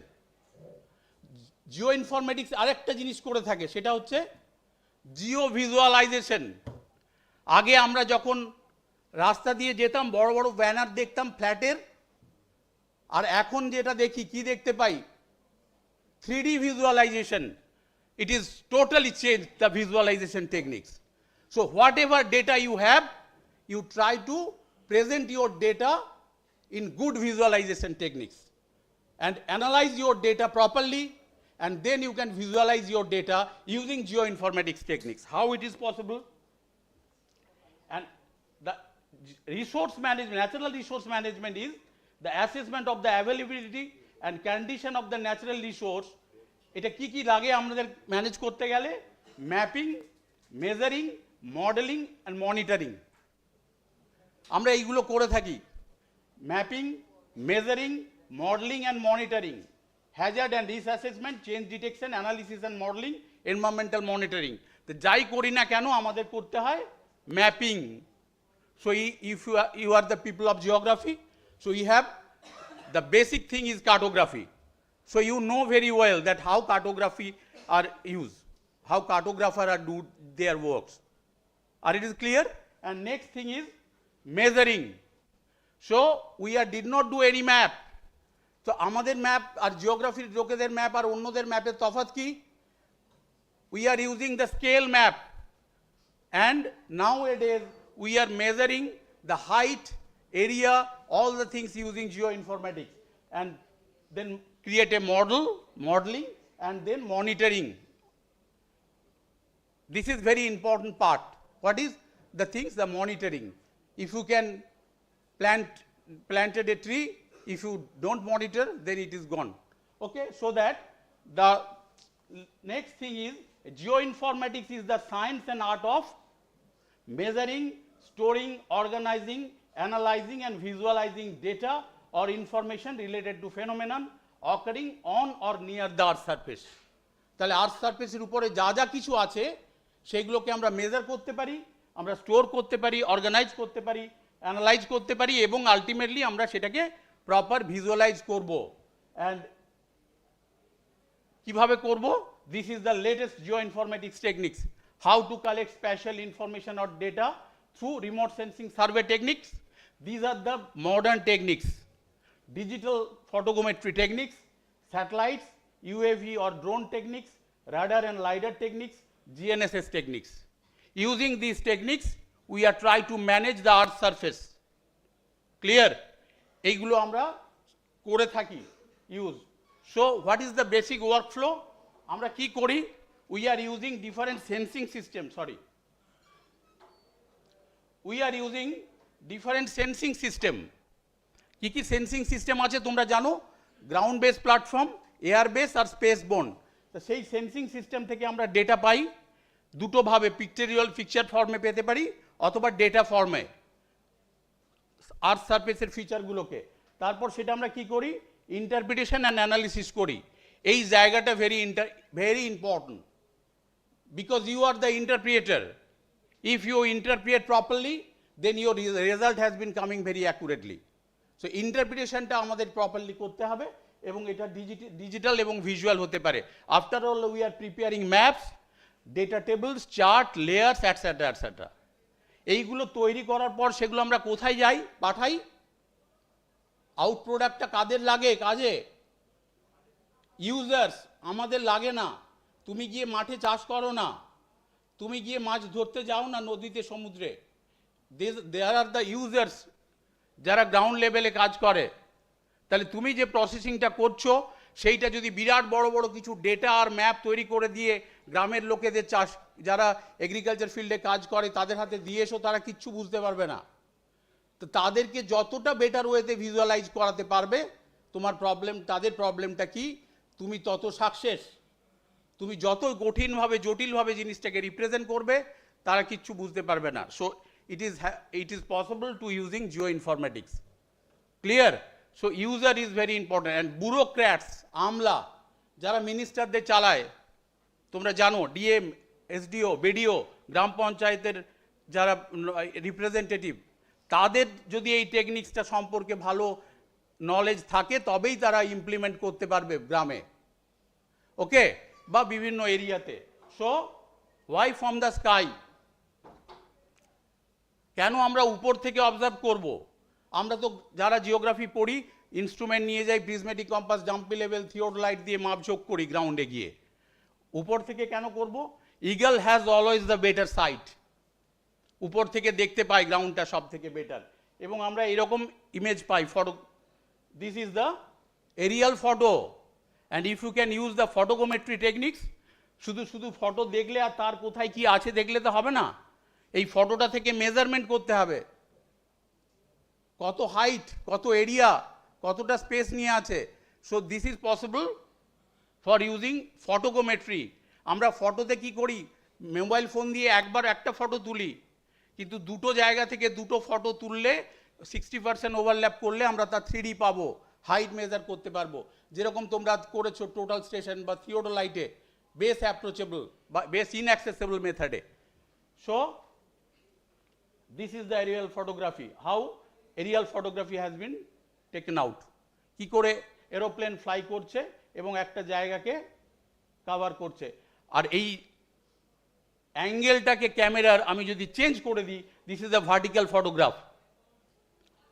আমি একটা mobile phone নিয়ে বাড়ির ছাদে গিয়ে চারপাশে ছবি তুললাম, তুলে এসে প্রোগ্রাম করলাম বা কম্পিউটারে প্রসেসিং করে দিলাম, আর it is remote sensing or not? Remote sensing হবে কি হবে না? হবে।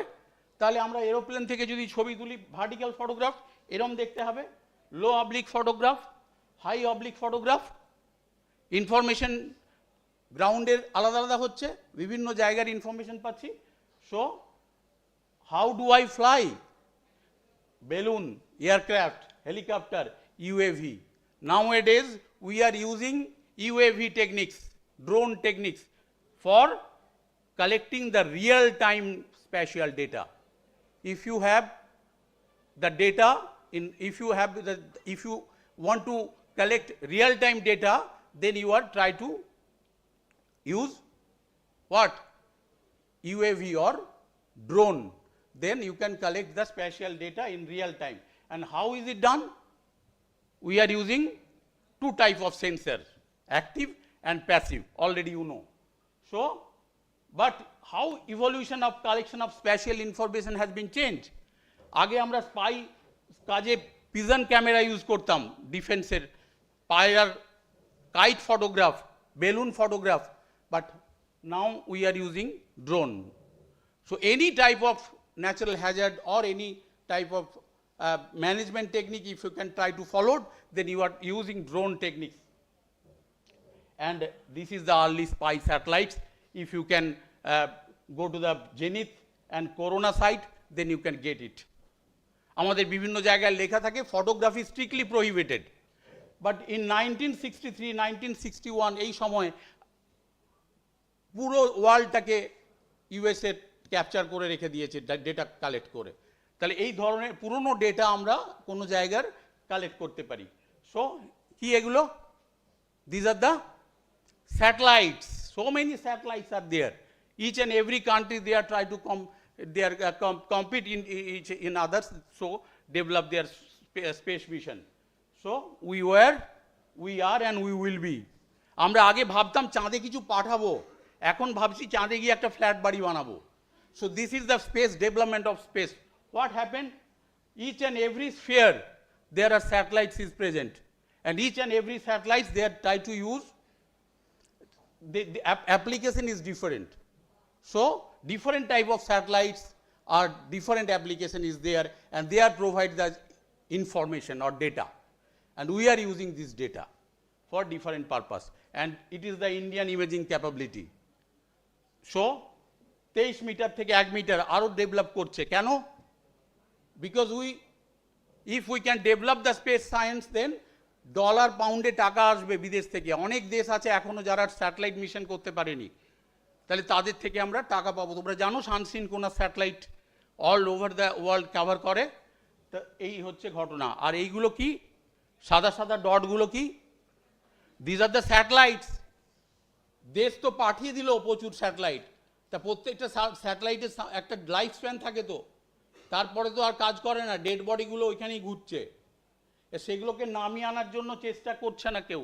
এখন আন্ডারস্ট্যান্ডিং হয়েছে, বিভিন্ন দেশ বলছে যে না তুমি পাঠালে হবে না, সেগুলোকে নামিয়ে আনতে হবে।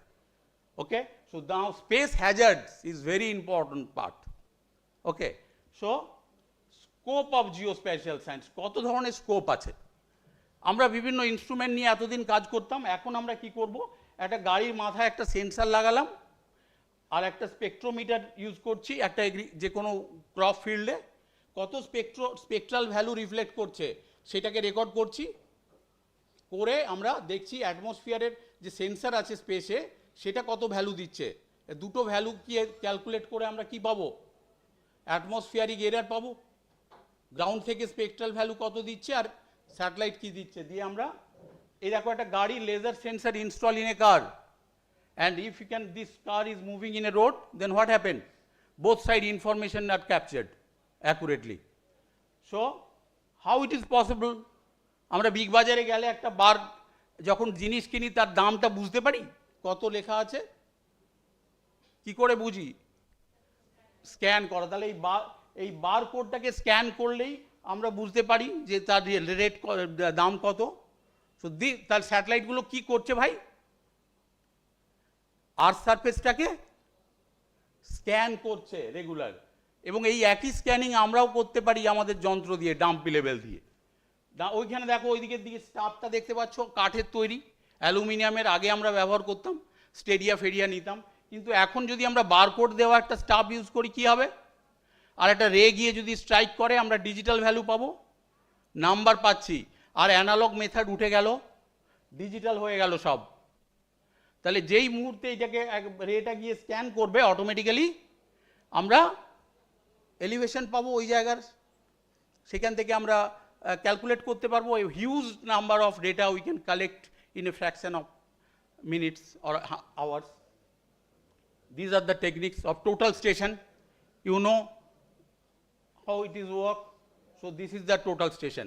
এই total station একটা বসালাম আর একটা রিসিভার ওই প্রিজমটাকে লাগালাম, টাই অফ করে দিলাম, জিপিএস লাগানো আছে দুটোতেই, দিয়ে ওই প্রিজমটা নিয়ে যেদিকে যেদিকে ঘুরবো টোটাল স্টেশনের ওই টেলিস্কোপটা ওইদিকে ঘুরবে, ডেটা অটোমেটিক কালেক্ট হবে। আগে 3 জন 4 জন 5 জন মিলে গিয়ে মাঠে গিয়ে কুস্তি করলে তবে আমরা ডেটা পেতাম, এখন একজন লোকই সাফিসিয়েন্ট টোটাল স্টেশনের ডেটা নিয়ে আসতে পারবে। তো এইগুলো হচ্ছে গ্রাউন্ড রিসিভিং স্টেশনের ব্যাপার। তা আমরা আগে কি ম্যাপ ইউজ করতাম, 1970 এই সময় আমরা স্পেশাল ইনফরমেশন কালেক্ট করতাম কিভাবে, কোত্থেকে পেতাম, কোথায় নদী আছে, রাস্তা আছে, বাড়ি আছে, টোপোশিট ম্যাপ থেকে। তাহলে টোপোশিট ম্যাপ বর্ধমান শহরের, দেখো দামোদর নদী যাচ্ছে,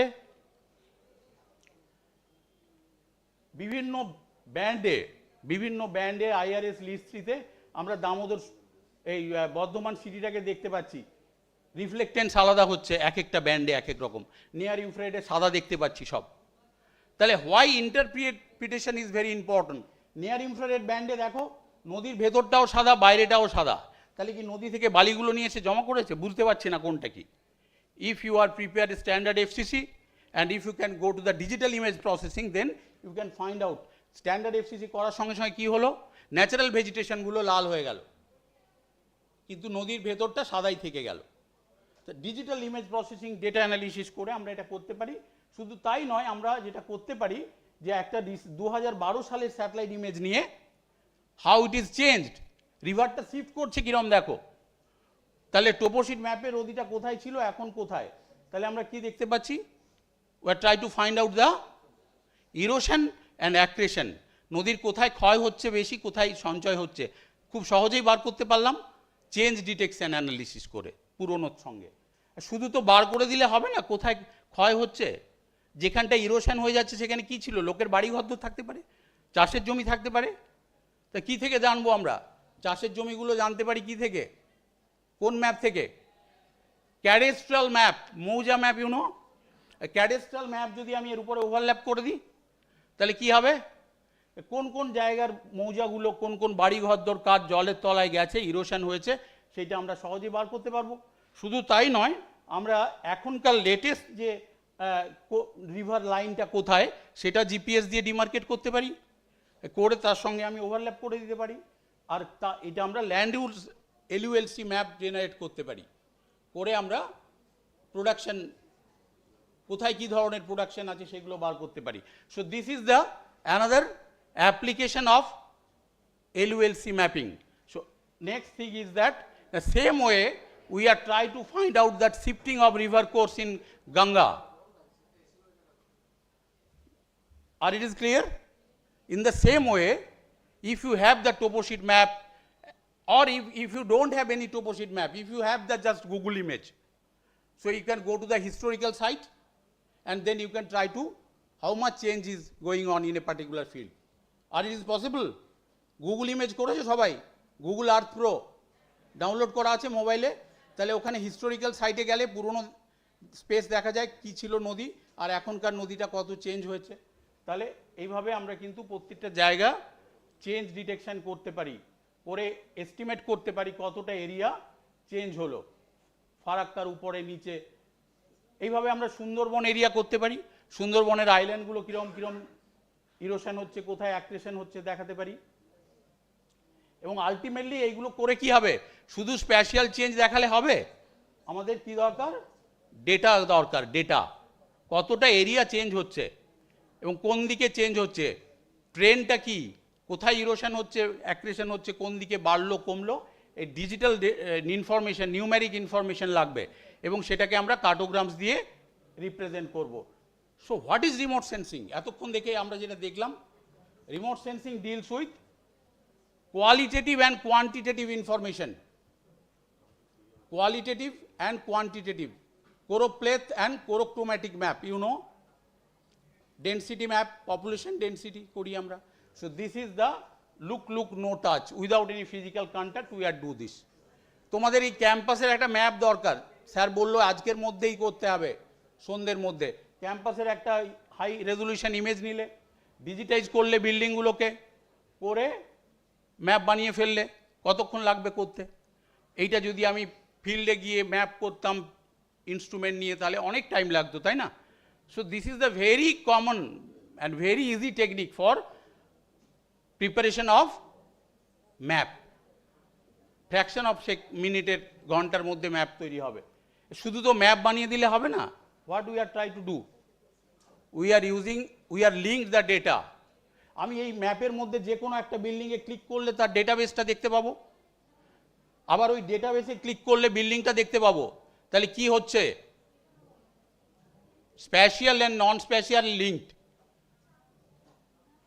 কি হলো ভাই, আর একটু ফাস্ট করবো নাকি? ভালো লাগছে না? না জানা বোধহয় এগুলো সব, না একটু অজানা জিনিস দেখাবো নাকি? Okay, so this is the linkage between spatial and non-spatial. So we are trying to define GIS. What is GIS? GIS is the no, it is the full form of GIS. GIS basically কি করছে, linkage between spatial and non-spatial information. So whatever you can survey, whatever we can get the data in spatially, you try to link it in non-spatial information you can put. তুমি একটা খাতার মাঝখানে পাতায় একটা line টেনে দিলে কোনো মানে হবে? NH41 যদি লেখো কি হবে, বোঝা যাবে এটা একটা রাস্তা। আর যদি এরকম হ্যাচ দিয়ে দাও তাহলে বোঝা যাবে এটা একটা রেলওয়ে লাইন। সো এই non spatial information or attribute আর you can try to put. So this is the model. কিভাবে আমরা কাজ করি, দুটো ধরনের ডেটা নিই, tabular and spatial, spatial and non spatial.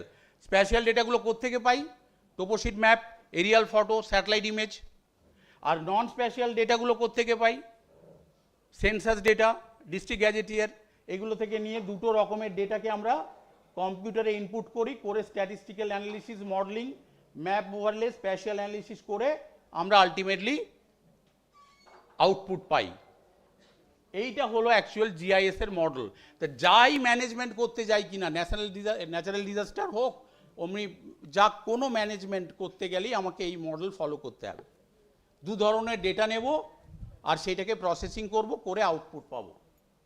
So আমার কাছে কিচ্ছু নেই, শুধু গুগল ইমেজ আছে আর ডিফারেন্ট টাইমের সময়ের ইমেজ আছে। দেখো বর্ধমানের কাছে চাষের জমি সব জানো তোমরা, এই চাষের জমির মাঝখানে একটা কালো প্যাচ দেখতে পাচ্ছি, এটা কি আছে?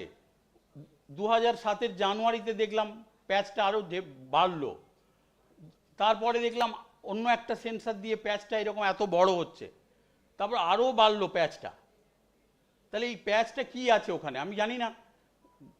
দেখো একটা গ্রিন এতটা এরিয়া কাভার করছে, জাস্ট ভিজুয়াল ইমেজ ইন্টারপ্রিটেশন করছি, কোনো ডিজিটাল কম্পিউটারের সফটওয়্যারের হেল্প নিচ্ছি না। কি আছে দেখলাম গুগলে, এইরকম একটা কি আছে, বুঝতে পারছি না কি আছে, গ্রাউন্ডে গিয়ে দেখলাম ইন্ডাস্ট্রি। কি হলো, কি করছে ইন্ডাস্ট্রিটা, কি করছে, রেগুলার ইমিশন করছে ডাস্ট, এবং সেগুলো কোথায় যাচ্ছে, এই যে কোন দিকে যাচ্ছে এগুলো আমরা সহজে আইডেন্টিফাই করতে পারি, এবং তার সঙ্গে যদি তুমি জিপিএস পয়েন্ট নিয়ে নাও তাহলে বুঝতে পারবে। এইটা কি সব সময় বেলুনটা এরকম থাকবে, কখন চেঞ্জ হবে, উইন্ড ডিরেকশন পাল্টে গেলে আবার ওই দিকে চলে যাবে, পুরো এরিয়াটাকে পলিউটেড করছে। তা খুব সিম্পল কিছু কাজ আমরা জাস্ট করলাম, মানে আমরা এমন কিছু ডিজিটাল ইমেজ প্রসেসিংয়ের সাহায্য নিইনি। আমার কাছে একটা মোবাইল ক্যামেরা প্রত্যেকের কাছে আছে, মেদিনীপুর শহর থেকে প্রতিদিন হেঁটে আসো বা গাড়ি করে আসো, একই জায়গার ছবি তুলছি ক্যামেরা দিয়ে, ভিডিও করছি, পুরো ফরেস্ট কাভার আছে, ফরেস্টটা কেটে দিল, আবার প্ল্যান্টেশন শুরু হলো। তো একই জায়গা যদি আমরা রেগুলার মনিটরিং করি বা আমি ফটোগ্রাফ নিই বা ভিডিওগ্রাফি করি, তাহলে তার চেঞ্জটা বুঝতে পারবো, কী হচ্ছে, কী পাল্টাচ্ছে।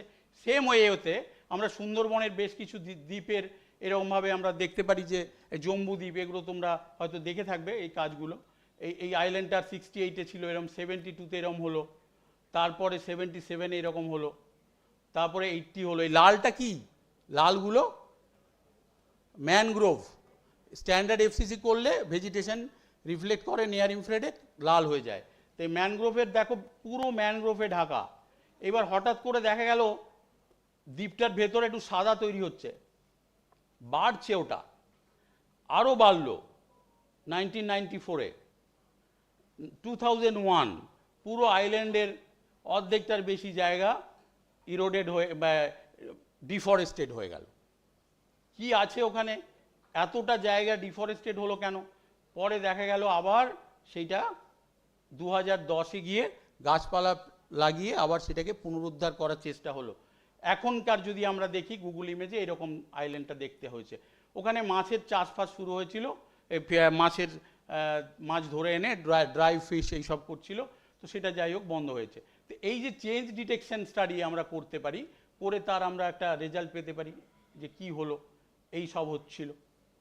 তা এই যে চেঞ্জটা আমরা ন্যাচারাল ফরেস্ট বা ধরো যে কোনো এরিয়ার একটা চেঞ্জ কি করে হচ্ছে, এটা সহজে আমরা বার করতে পারি, এস্টিমেট করতে পারি। নয়াচর বলে একটা দ্বীপ আছে, তোমরা জানো, সেম ঘটনা ঘটেছিল 1967-68 এইটুকু ছিল। তারপরে এইরকম আইল্যান্ডটা যেই বড় হচ্ছে, এত বড় দেখে সবাই ভাবলো যে এখানে কিছু করা যেতে পারে, এত ল্যান্ড ফাঁকা, কিন্তু দেখা গেল যে এর মধ্যে ম্যাচিওর জোন এইটুকু অংশ, এইটুকু ম্যাচিওর, বাকিটা কিন্তু পুরো ইনান্ডেশন হয়ে যায় যখন জোয়ারের জল ওঠে। তাহলে কি হবে, ওইটুকু জায়গায় তো কিছু করা যাবে না।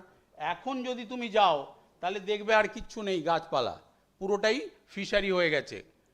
তো এই যে চেঞ্জগুলো জাস্ট আমরা কিছু প্রসেসিং করে করলাম।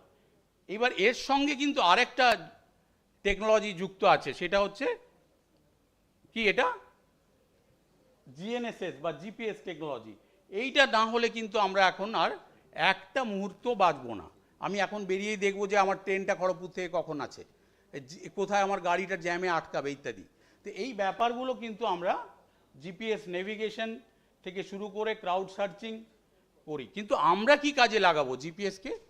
Basically we are using for preparing maps, up to date real time maps using GPS.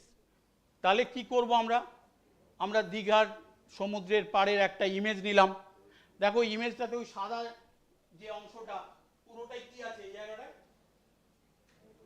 সাদাটা কি, সাদাটা বালি। তাহলে বালিতে আমরা জোয়ারের জল হাই টাইডে ওঠে, হাই টাইড লাইনটা কোথায়, আজকে জোয়ারের জল কতটা উঠেছিল বুঝতে পারবো স্যাটেলাইট ইমেজ থেকে? কি করে বুঝতে পারা ভেরি ডিফিকাল্ট, ইমেজ দেখে তো হবে না ভাই। তাহলে আমরা কি করব, ওই জায়গায় গিয়ে জিপিএস দিয়ে ম্যাপিং করব। এই যে দেখো কতটা জোয়ারের জল উঠেছিল, ওই লাইনটা দেখা যাচ্ছে, এই কোস্টাল লিটারগুলো পড়ে আছে। আর তারপরে আমরা ওই জায়গায় জিপিএসের ভেক্টরটাকে ওভারল্যাপ করলে আমরা রিসেন্ট যে কোস্টাল এরিয়াটার হাইটাই লাইন কত সেটা পেয়ে যাব। এবং এই জায়গাতে যদি আমরা যাই, গুগল ইমেজে এরকম ছিল, এটা 1995-এ ছিল। ওই দেখো একটা ব্রিজ বানাচ্ছে, 1995-এ ব্রিজটা ছিল এরকম, আর 2003-এ গিয়ে ব্রিজের এই হাল, 2004, 2008, 1995 ওই জায়গাটা। এখন গেলে আরও দেখতে পাবে যে ওখানে এইসব কিচ্ছু নেই, সব এমব্যাঙ্কমেন্ট হয়ে গেছে। বাড়ি ঘরদোরগুলো যাচ্ছে কোথায়? এই যে এত বড় বড় ডিউন্স ছিল দীঘাতে, এই দেখো তাল গাছের মাথাটুকু দেখা যাচ্ছে, এগুলো এখন আর কিচ্ছু নেই। তাহলে এগুলো আমরা বিভিন্ন টাইমে ফিল্ড ভিজিট করলে করতে পারি। তাহলে শুধু বাড়িতে বসে কম্পিউটার দিয়ে কিন্তু হবে না, জিওগ্রাফারদের আর একটা বড় রোল আছে, সেটা কি? ফিল্ড ভিজিট করতে হবে। আমি স্ট্যান্ডার্ড এফসিসি দিয়ে দেখলাম একটা পুকুরের একটা চাষের জমির মাঝখানে চারকোনা একটা জায়গা, আমার মনে হলো লাল দেখাচ্ছে, ফুটবল গ্রাউন্ড। ফিল্ডে গিয়ে দেখলাম জল, কচুরিপানা ছিল, মাছ ধরেছে, তুলে নিয়েছে। তাহলে field visit is very important, তাই না? তো এইবার আমরা এই সব বাড়িঘরদোর, এখন হোটেলগুলো আর সব ডিউন্স ভেঙে সব করে দিয়েছে। তা হোটেলগুলো কোথায় আছে আমি যদি লোকেট করি এবং তারপরে যদি আমরা একটা বাফার জেনারেট করি, আমরা জানি যে 200 মিটার্সের মধ্যে কোথাও কিছু করা ফরা যাবে না, সিআরজেড, তা দেখতে পাই সবই ওর মধ্যেই আছে। তো এই কাজগুলো করতে কিন্তু বিরাট কিছু সমস্যা নেই। আর এইগুলো তো তোমরা জানো, সানসিনক্রোনাস জিও স্টেশনারি স্যাটেলাইট হয়, কলকাতা শহর করা আছে, এটা ট্রু কালারে, যার জন্য গাছগুলো সবুজ দেখাচ্ছে। তা এইগুলো হচ্ছে বিভিন্ন সেন্সার বা ক্যামেরা, যা কিছু কাজকর্ম কিন্তু এরা করে, এই ক্যামেরাগুলো করে। এই ক্যামেরাগুলো থেকে আমরা যদি দেখি তাহলে দেখতে পাবো যে এক একটা ক্যামেরার এক একটা ফাংশন। তার মানে এ দেখো লিস ক্যামেরা কালার দিচ্ছে, কিন্তু নদীর ভেতরে কি দেখতে পাচ্ছি না। তখন আমরা প্যান ক্যামেরা নিলাম, IRS P5 কার্টোস্যাট প্যান, দেখো নদীর ভেতরে সব ব্রিজ দেখতে পাচ্ছি, নৌকোগুলো, লঞ্চগুলো দেখতে পাচ্ছি। কিন্তু আমি ভাবলাম যে আরবান ফরেস্ট্রি স্টাডি করব, ওইটা দিয়ে হবে কেন না? ওটা ব্ল্যাক অ্যান্ড হোয়াইট, গাছপালাগুলো দেখাচ্ছে না। তখন আমরা IRS P6 রিসোর্স স্যাট নিলাম, যেটা কি নাকি বেটার স্প্যাশিয়াল রেজলিউশন আর স্পেকট্রাল রেজলিউশনও কালার দিচ্ছে, মাল্টিস্পেকট্রাল। তাহলে মাল্টিস্পেকট্রাল দিয়ে আর বেটার হয়ে গেল স্প্যাশিয়াল অ্যান্ড স্পেকট্রাল। তো আমি এটা দিয়ে সব কাজগুলো করতে পারবো। সুন্দরবন পুরোটাকে আমি একটা সেন্সারে দেখতে পাচ্ছি, ওয়াইস সেন্সার। এবং শুধুমাত্র তাই না, সুন্দরবনটাকে দেখার সঙ্গে সঙ্গে ওই যে জলের মধ্যে সমুদ্রে কি সব যাচ্ছে, সেডিমেন্ট না, প্রচুর সেডিমেন্ট ট্রান্সফার হচ্ছে। এই দেখো এগুলো কি সেডিমেন্ট, এত সেডিমেন্ট আসছে যে সেডিমেন্টগুলো যদি জমা হয় এখানে, তাহলে বোধহয় একটা বড় পাহাড় ডাহাড় হয়ে যাবে। কিন্তু জমা কি হচ্ছে? হচ্ছে না। সোয়াচ অফ নো গ্রাউন্ড দিয়ে সব গভীর সমুদ্রে চলে যাচ্ছে, যার জন্য ওখানে এত উঁচু হচ্ছে না। এগুলো তো আমরা জিওগ্রাফিতে পড়েছি আমরা, থিওরিটিক্যাল। তো প্র্যাকটিক্যালি আমরা যদি ইমেজ প্রসেসিং করি তাহলে কিন্তু এগুলো দেখতে পাবো। এবং ইচ অ্যান্ড এভরি ব্যান্ড, তাদের প্রত্যেকের অ্যাপ্লিকেশন আলাদা, কোন কাজে কোনটা নেব। আমি স্যাটেলাইট ইমেজ নিয়ে নিলাম ঠিকই, কিন্তু সেটাকে কোন কাজে কিভাবে ব্যবহার করব, কি পারপাসে লাগাবো, সেটা ডিপেন্ড করে। এবং আরেকটা স্যাটেলাইট আছে জিও স্টেশনারি, সেটা এইগুলো দেয়। আগে স্যার বলেছেন তোমাদের খুব ডিটেলসে, সাইক্লোন ফরমেশন কিভাবে হচ্ছে, কোথায় হচ্ছে, এগুলো আমরা ইনস্যাট সিরিজের ডেটা দিয়ে পাই। এই কোথায় যাচ্ছে, কবে যাচ্ছে, কোথায় স্ট্রাইক করবে, এগুলো আমাদের জিও স্টেশনারি স্যাটেলাইট প্রোভাইড করে। এইবার আমার মনে হলো যে আমি মেদিনীপুরের, আজকেই তোমরা একদম উদ্বুদ্ধ হয়ে গেলে স্যারের কথায়, ডেটা নিয়ে কাজ করতে শুরু করবো কাল থেকে। কোথায় পাবো ডেটা? কেন স্যার ইন্টারনেটে দিলেই তো হবে? Real time data is not available. So ISRO, NRSC Hyderabad, they are provide the sun synchronous data. আর তুমি যদি ক্লাইমেটের ডেটা নিতে চাও তাহলে কিন্তু হাসান, কর্ণাটক, কি আছে ওখানে, গ্রাউন্ড রিসিভিং স্টেশন আছে, যারা কিনা ডেটাটাকে ক্যাপচার করতে পারে। তো এইখানে আমরা এই ডেটাগুলো পাবো। আর একটা প্রবলেম হচ্ছে বিশাল, সেটা হচ্ছে এই মেঘ, ক্লাউড, ডাস্ট, এইগুলো যদি থাকে তাহলে বিপদ। আমরা যখনই ইন্টারনেটে ডেটা সার্চ করি, ডেটা ডাউনলোড করি, তখন আমরা প্রথমেই দেখব কি ক্লাউড ফ্রি ডেটা আছে কিনা, পাচ্ছি কিনা। এটা কোন সেন্সারের জন্যে, কোন সেন্সারে ক্লাউড ফ্রি ডেটা দরকার হয়? প্যাসিভ সেন্সারে। তো প্যাসিভ সেন্সার দিয়ে আমরা না করে তখন আমরা অ্যাক্টিভ সেন্সার নেব, যেটা কিনা রাডার প্রোভাইড করবে। এই যে এরকমভাবে ছবি আসবে, ডেম বানাতে পারি আমরা, এই যে সারফেস অ্যানালিসিস করতে পারি, ডিজিটাল এলিভেশন মডেল জেনারেট করতে পারি, আমরা লাইডার সিস্টেম ব্যবহার করতে পারি। এই যে একটা গাছের নিচে কি আছে সেটা জানতে পাচ্ছি না, ক্যানোপি আছে উপরে, পুরো কাভার করে আছে, ফলিয়েজ আছে, তার নিচে কি আছে জানতে গেলে আমাকে এই lidar data acquisition technique follow করতে হবে। ভলিউমেট্রিক অ্যানালিসিস করতে পারবো আমরা লাইডার দিয়ে, আমরা 3D এই সিমুলেশন মডেল করতে পারবো, হাইড্রোলজিক্যাল সিমুলেশন মডেল। এইগুলোর জন্য সফটওয়্যার লাগবে, এগুলো ভিজুয়ালি হবে না। বিভিন্ন সফটওয়্যার আছে যেগুলো দিয়ে আমরা প্রসেসিং করে কতটা নদীর জল বাড়লে কোন কোন জায়গাগুলো ইনান্ডেড হবে, ফ্লাডেড হবে, এই সিমুলেশন মডেল করে করতে পারবো। তো ডেম যদি আমরা না করতে পারতাম, হাইট যদি ওই টোপোশিট ম্যাপের কন্ট্যুর ডিজিটাইজ করে ক্রস সেকশন করতে হতো, তাহলে কিন্তু এটা পসিবল ছিল না। যেহেতু আমরা ডিজিটাল এলিভেশন মডেল করতে পারি, যার তখন আমরা এই মডেলিংগুলো করতে পারবো। সো ওয়ার্ল্ড ভিউ ইমেজ দিচ্ছে আরবান এরিয়ার, দেখো 3D সিটি ম্যাপিং করে দিচ্ছে, কোথায় কতটা টেম্পারেচার ইনক্রিজ করছে, কোথায় এসি চলছে বাড়িতে কতগুলো, কোথায় এসির জানলা দিয়ে লিক করছে কতটা, সেগুলো আমরা বার করতে পাবো। ক্লোজ রেঞ্জ ফটোগ্রামেট্রি বলে, ক্লোজ রেঞ্জ ফটোগ্রামেট্রি করে এইগুলো অবজার্ভ করতে পারি আমরা।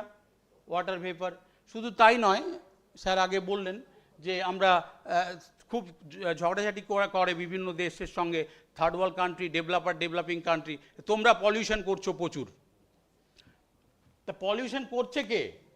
দেখো country wise travel route, air travel route, aeroplane যে যায় একটা দেশ থেকে, আমাদের দেশের উপরে কতটুকু আছে, কতগুলো প্লেন চলে, আমাদের ইকোনমি এত ডেভেলপ নয়। বিদেশে দেখো কত প্লেন চলছে, কি করবে তারা? প্লেন চলে কিসে? ইমিট করবে CO2 অ্যাটমসফিয়ারে। তা পলিউশন করছে কে আমরা সহজে বুঝতে পারছি। তারপর আমরা ইন্ডিয়ার যদি স্যাটেলাইট ইমেজ দেখি, দেখো এখানে দুটোই সাদা দেখাচ্ছে, জম্মু কাশ্মীরও সাদা, রাজস্থানও সাদা। কি করে বুঝবো? ভিজুয়ালি এতক্ষণ যেগুলো দেখাচ্ছিলাম ভিজুয়াল ইমেজ প্রসেসিং দিয়ে আর হবে না, তখন আমাদেরকে বুঝতে হবে যে electromagnetic EMR value, spectral value কোথায় বেশি দিচ্ছে বা কোথায় কম দিচ্ছে। এই বিভিন্ন ব্যান্ডের, দেখো আগের ছবিটাতে আমরা কি দেখছিলাম, দুটোই সাদা ভিজুয়ালি, জম্মু কাশ্মীরও সাদা, রাজস্থানও সাদা, কিন্তু এক জায়গায় কি আছে? আইস আছে, আরেক জায়গায় রাইট স্যান্ড আছে। তা আমরা কি করে বুঝবো কোথায় কি আছে?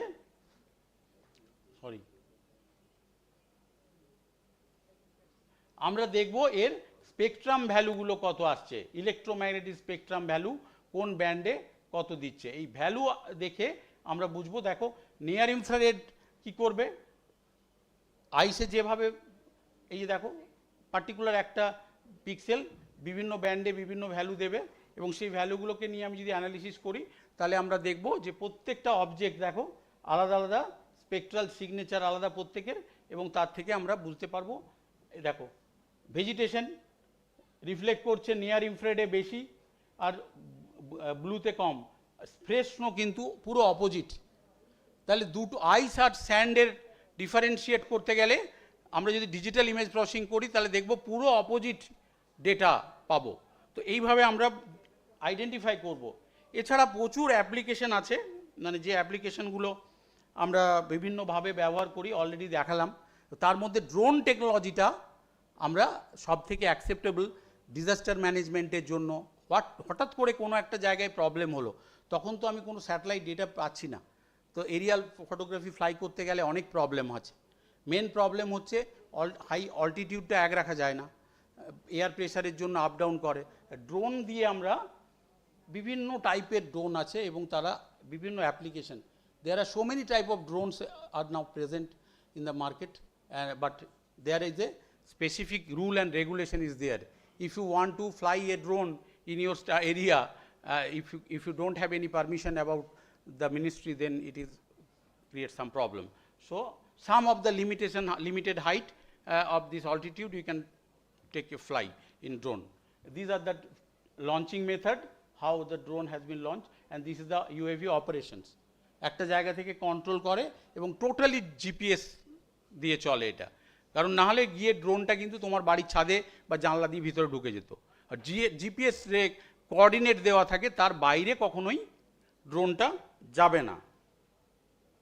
So this is the different sensor আর থার্মাল ইমেজিং সেন্সর।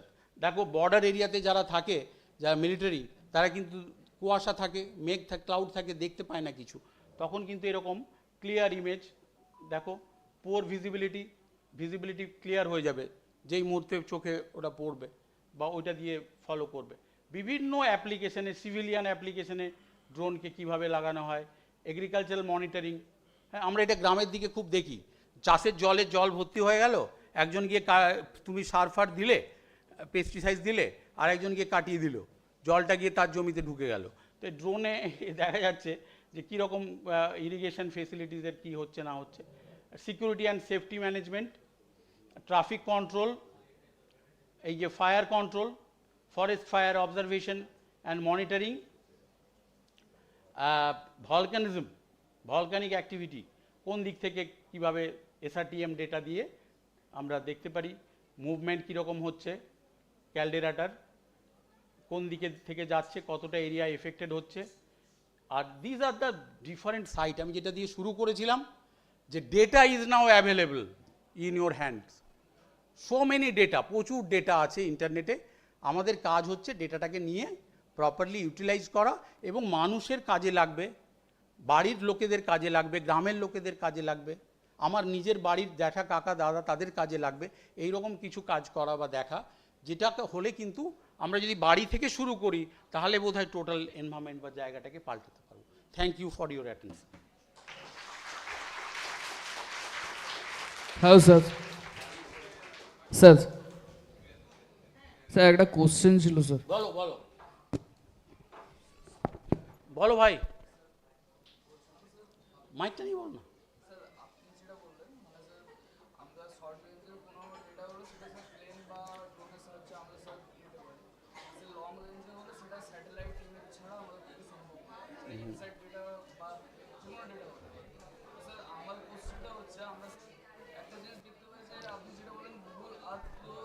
মাইকে বলো না, সবাই শুনুক একটু, ও সব উঠে পড়ছে। তুমি বলো তো, মাইকে বলো কি প্রবলেমটা তোমার, কোশ্চেনটা মাইকে ফোনে বলো। স্যার আমার কোশ্চেনটা মেনলি ওই জায়গাতে যে মানে আপনি যেটা বললেন গুগল আর্থ প্রো থেকে আমরা টাইম হিস্ট্রিতে গিয়ে একটা সার্টেন ডেটা নিতে পারি, সেখানে কোনো একটা এরিয়ার মানে আগে কীরকম ছিল প্লাস এখন রিসেন্টলি কীরকম চেঞ্জটা হয়েছে সেই জিনিসটা আমরা সেখান থেকে ইন্টারপ্রিটেশন করতে পারি। তো স্যার আমরা যদি কোনো একটা রিসার্চের কাজে আমরা গুগল আর্থ প্রোর ইমেজ যদি স্যার আমরা ইউজ করতে চাই, তাহলে স্যার সার্টেন কোনো একটা এরিয়াতে মানে শর্ট রেঞ্জের একটা এরিয়া, সেই এরিয়াতে আমরা স্যার যখন টাইম হিস্ট্রিতে যাচ্ছি তখন কয়েকটা ইয়ারের পর স্যার আমরা দেখছি সেখানে আর স্যার ডেটা অ্যাভেলেবেল দেখাচ্ছে না। তো সেখানে স্যার মানে স্যাটেলাইট ডেটা আমরা যদি নিতে চাই তখন ওই এই যে বললাম ইসরো www.nrsc.gov.in এই সাইটটাতে যাবে, সব পাবে ওখান থেকে, বিদেশের ডেটা, আমাদের দেশের ডেটা, সব www.nrsc.gov.in। কিন্তু গুগল ইমেজ থেকে একটা জিনিস হবে না, ওটা র ডেটা নয়, যার জন্য গুগল ইমেজ থেকে তুমি ডিজিটাইজ করে ম্যাপিং করতে পারবে, কিন্তু ক্লাসিফিকেশন করতে পারবে না বাবা, কারণ ওটা থেকে র ভ্যালু ওরা প্রোভাইড করে না। ম্যাপিং করতে পারবে যেরকমভাবে ট্রেসিং পেপার দিয়ে আমরা ম্যাপ করি, কিন্তু ক্লাসিফিকেশন হবে না। আর latest data, real time data, current data তোমাকে কিনতে গেলে NRSC থ্রু দিয়ে করতে হবে। আর যত আর্কাইভ ডেটাগুলো সব ওরা ইন্টারনেটে দিয়ে দেয়। আর কেউ? স্যার আমার কোশ্চেনটা স্যার মানে মেনলি যেখানে স্যার আমরা স্যাটেলাইট ডেটা দিয়ে কোনো শর্ট রেঞ্জের কোনো একটা এরিয়াকে, সেখানে আমরা কি স্যার শর্ট রেঞ্জ এরিয়া মানে বুঝতে পারছি মানে স্যার কোনো একটা সার্টেন এরিয়া, যে এরিয়া মানে আচ্ছা আমি তোমার সঙ্গে পরে কথা বলছি, আছি তো এখনো। আর কারো কিছু প্রশ্ন? ওকে, থ্যাংক ইউ। টাইম নেই স্যার, আর বলবেন।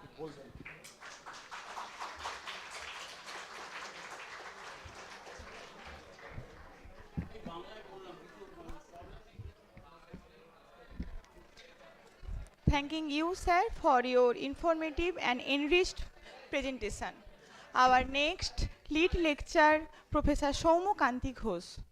Professor S.K. Ghosh, Professor, Department of Computer Science and Engineering, Indian Institute of Technology, Kharagpur. Now would know about Professor Ghosh's wonderful academic and professional career. Dr. S.K. Ghosh is a professor in the Department of Computer Science and Engineering, Indian Institute of Technology, Kharagpur. He received his PhD from the Department of Computer Science and Engineering, IIT Kharagpur. Before joining IIT Kharagpur, he worked as a scientist in the Indian Space Research Organization in the area of satellite remote sensing and geographic information system. He has been awarded the National Geospatial Chair Professorship by the Department of Science and Technology, Government of India. He has more than 400 research papers in reputed journals and conference proceedings. His research interests include spatial data science, spatial web service, cloud computing, and IoT. Dr. Ghosh is a senior member of IEEE, member of ACM, and fellow of Royal Geographical Society.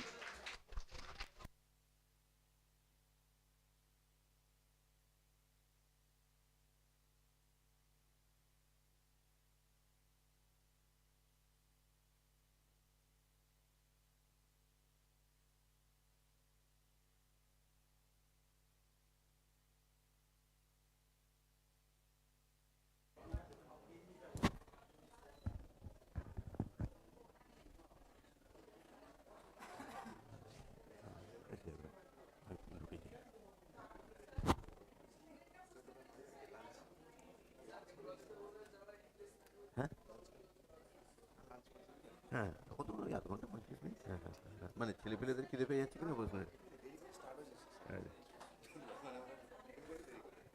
এইটা একটু খুলে দাও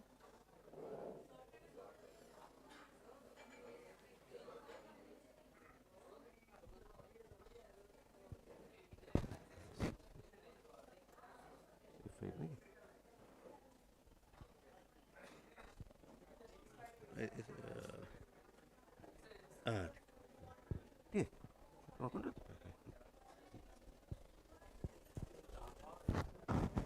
remote কোথায়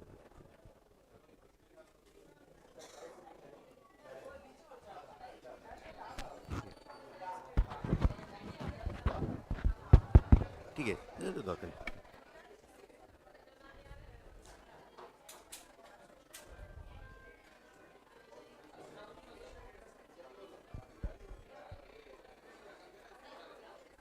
Start? Okay, sir. Okay. So, thank you, Midnapore City College, for this invitation.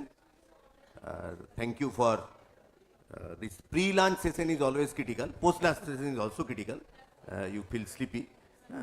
So, I'll try to be brief.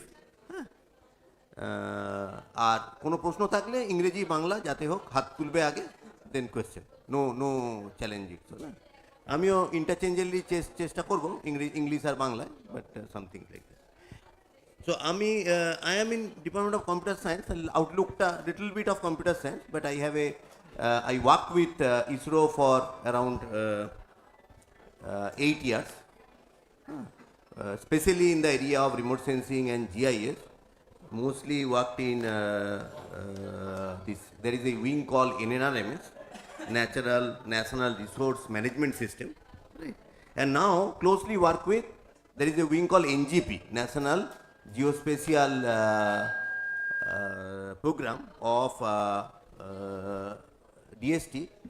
So we work on mostly on spatial data, but our most work is that how to make the data interoperate and available. Like previous speakers, as I have seen last two talk, partial of the previous talk. So the challenge is the data is now everywhere, right? But if we want to use it, যদি আমরা use করতে চাই, then it's difficult to use your functionality on the thing.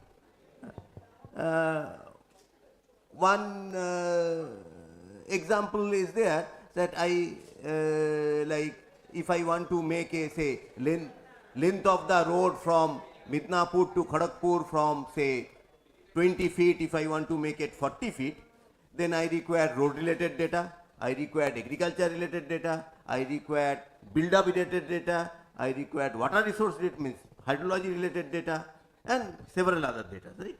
And all these data are stored by or maintained by different organizations. Even though those are government organizations, then also talking to the data is difficult. Very, very making the data united and see that to make that thing is very difficult. Right? Like, and slowly, last 1 decade or 2 decade, we have transformed to a scenario, whole world, to a data-driven technology, to a service-driven technology. এখন আমরা data exactly চাই না, মানে আমি জিওস্পেশালের ক্ষেত্রে বলছি না, আমরা সার্ভিসেস চাই। আমি যদি একটা ট্রেন টিকিট বুক করতে চাই, আমি রিয়েলি নট বদার ট্রেনটা কত বড় লম্বা, কটা বগি আছে, কে ড্রাইভার, হ্যাঁ, আমার ডিমান্ডটা হচ্ছে মানে আমার একটা I require this particular seat on side of the window or upper bunk, lower bunk, etcetera.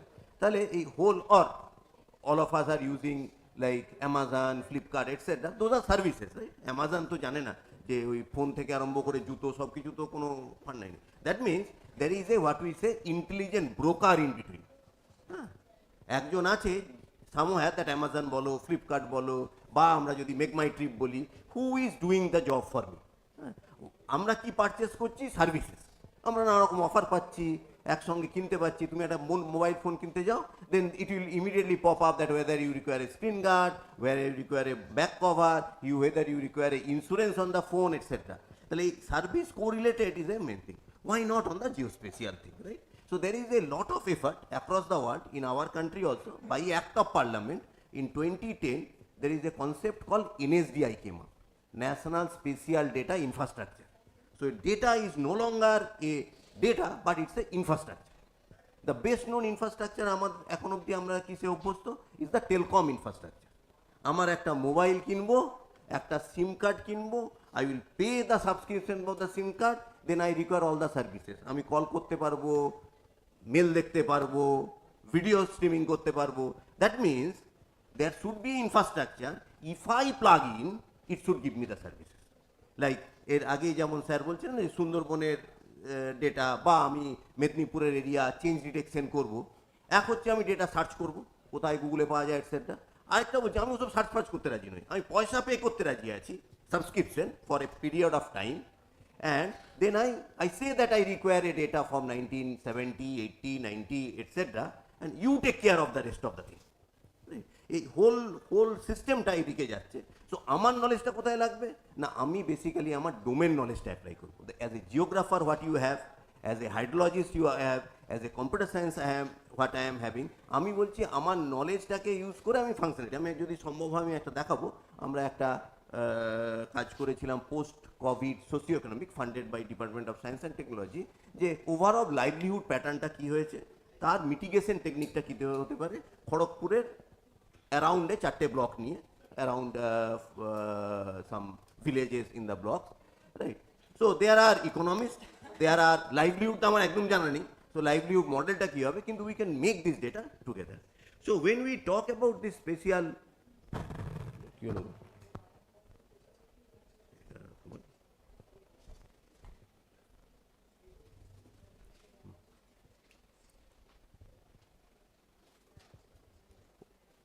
ওই ডঙ্গলটা খুলে একবার লাগিয়ে দেওয়া হয়ে যাবে।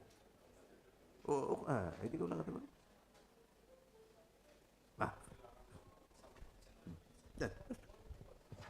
তো সায়েন্স মানে যদি ডিকশনারি ডেফিনেশন দেখি বা উইকিপিডিয়া কি বলছে, যে covering general truth, operation, etcetera. when you talk about data science, যেটা এখন খুব craze across everywhere, right? People are doing data science courses or things. Extraction knowledge from the data. তো আমরা যা করতে চাইছি ইনহারেন্টলি, এই knowingly or unknowingly, we are trying to extract some knowledge of the data, right? Like sir যেমন বলছিলেন change detection, আগে আমরা দেখছিলাম যে different type of say green house effect, etcetera. So what we want to know, particular domain, আমি কিছু knowledge করছি যার বেসিস, যার উপর আমার কিছু ডোমেন নলেজ আছে। অ্যাজ এ জিওগ্রাফার তোমার কিছু ডোমেন নলেজ আছে, তোমাদের কিছু আছে। অ্যাজ এ ট্রান্সপোর্ট, আমরা যদি ট্রান্সপোর্টেশন সেক্টরে দেখি তাহলে, এবং এটা inherently multidisciplinary, right? Because when we have multiple things to talk, definitely maths plays a big role. Math, statistics, information theory, computer science, and all possible domain knowledge, right? Geography, soil, transport, anything we think about, right? এই domain নলেজগুলো কিন্তু আজ তৈরি হয়নি, it over the year. সেই জন্যেই দেখো না আমাদের ট্রান্সপোর্টেশন ডিপার্টমেন্ট কত স্বাধীনতার পর থেকেই শুরু হয়েছে, বা এগ্রিকালচার ডিপার্টমেন্ট, সয়েল, জিওগ্রাফি, এগুলো সব তো প্রথম থেকেই হয়েছে। ইভেন শুধু তাই নয়, আমাদের এডুকেশন সিস্টেমে ওই ভার্টিক্যালগুলো অনেকগুলোই আছে, right? That means there is a huge amount of knowledge which need to be amalgamated or need to be integrated with the different type of data source. This is not only true for this is true for any type of data, right? সেটা অ্যামাজনের ডেটার জন্যও true, সেটা ফ্লিপকার্টের জন্যও true, সেটা make মাই trip বা এআরসিটিসির জন্য। The problem is that with the spatial data, আমরা যেটা we have seen for last 1.5 days or things, the spatial data has different manifestation, right? তাদের একটা আমরা বলি স্পেকট্রাল রেজলিউশন, কিভাবে ছবিটা তুলছি, মানে আমরা চোখে দেখি কি that red green blue primary, সেটা আমরা মিক্স করে একটা সিনারিও করি। সেম থিং আমরা যখন মনিটরে করি, রেড অবজেক্টটা রেডে ঠেলি, গ্রিনটা গ্রিনে ঠেলি, ব্লুটা ব্লুরে, and it mixed up and display. যেটা স্যার বলছিলেন false colour composite or FCC or যেটা স্ট্যান্ডার্ড এফসিটি, তাতে করে কি ইনফ্রারেডটাকে রেডে ঠেলে দিই, হ্যাঁ, রেডটাকে গ্রিনে ঠেলে দিই। আর মানে instead of taking that, because ইনফ্রারেডটা আমাকে ভেজিটেশনে প্রচুর ইনফরমেশন দেয়, হ্যাঁ, যেগুলো ওই অপটিক্যাল সেন্সার বা সানসিনক্রোনাস সেন্সার বা solar sensor. Solar satellite means যখন মানে আমার তো একটা সোর্স দরকার, যেটা তোমরা অলরেডি জানো, সান যখন আমার মাথার উপরে আছে I will take the photographs, because আমাকে যদি এখন তোমাদের ছবি নিতে হয়, আয়দার আমার ফ্ল্যাশ চাই কিংবা the light something which is natural too, যেটা আছে আর কি, মে নট বি ন্যাচারাল। সেই জন্য সানসিনক্রোনাস যে স্যাটেলাইটগুলো, সেইগুলো টিপিক্যালি আমরা যেটাকে বলি polar satellite, pole to pole move করে, মানে এরকম দাঁড়িয়ে থাকে, পোল টু পোল মুভ করে, আর্টেভাবে মুভ করছে। Typically IRS category of satellite rotates around 14 times a day, and takes the image of India, because আমার তো ভারতের স্যাটেলাইট আমরা পয়সা দিয়ে তুলেছি, আমাদের তুলবো, দ্যাট ইজ অ্যারাউন্ড 10 to 11, সেই সময় বেস্ট সানলাইটটা থাকে। But we are free to take other photographs, right? Above 500 kilometers is nobody's space, right? Everybody can take everybody is photograph. So আরেকটা ক্যাটাগরি যেটাকে স্যাররা বললেন যে ইনসার্ট ক্যাটাগরি, সেটা হচ্ছে জিও সিনক্রোনাস, সে তো আমার মাথার উপরেই বসে আছে, হ্যাঁ, অ্যারাউন্ড 36,000 কিলোমিটারে। সেটার প্রপার্টি, সেটা প্রাইমারিলি ইউজ হয় ফর আওয়ার টেলিকমিউনিকেশন। তার মেন রোলটা হচ্ছে for communication, other than it can capture a large phenomena like cyclone movement, overall say atmospheric thing, সেগুলো করে, কিন্তু তাদের রেজলিউশন কম।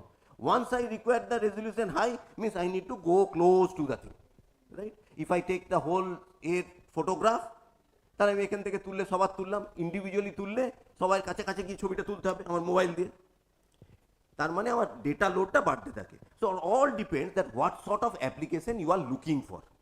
আমার যদি ওভারঅল একটা এগ্রিকালচার লেক হয়, তাহলে আমার 23 মিটার ইজ গুড, কিন্তু যদি আমি একটা বিল্ডিংকে আইডেন্টিফাই করতে চাই, তাহলে হয়তো আমাকে 1 মিটারে নামতে হবে। But once we go to the lower higher the resolution, that become, so one is spectral, মানে আমি রেড গ্রিন ব্লু করবো কিনা, এখন আজকালকার দিনে we have a hyper spectral band, right? 200টা ব্যান্ড আছে, 200 band it can take the photogram and use for different type of purpose.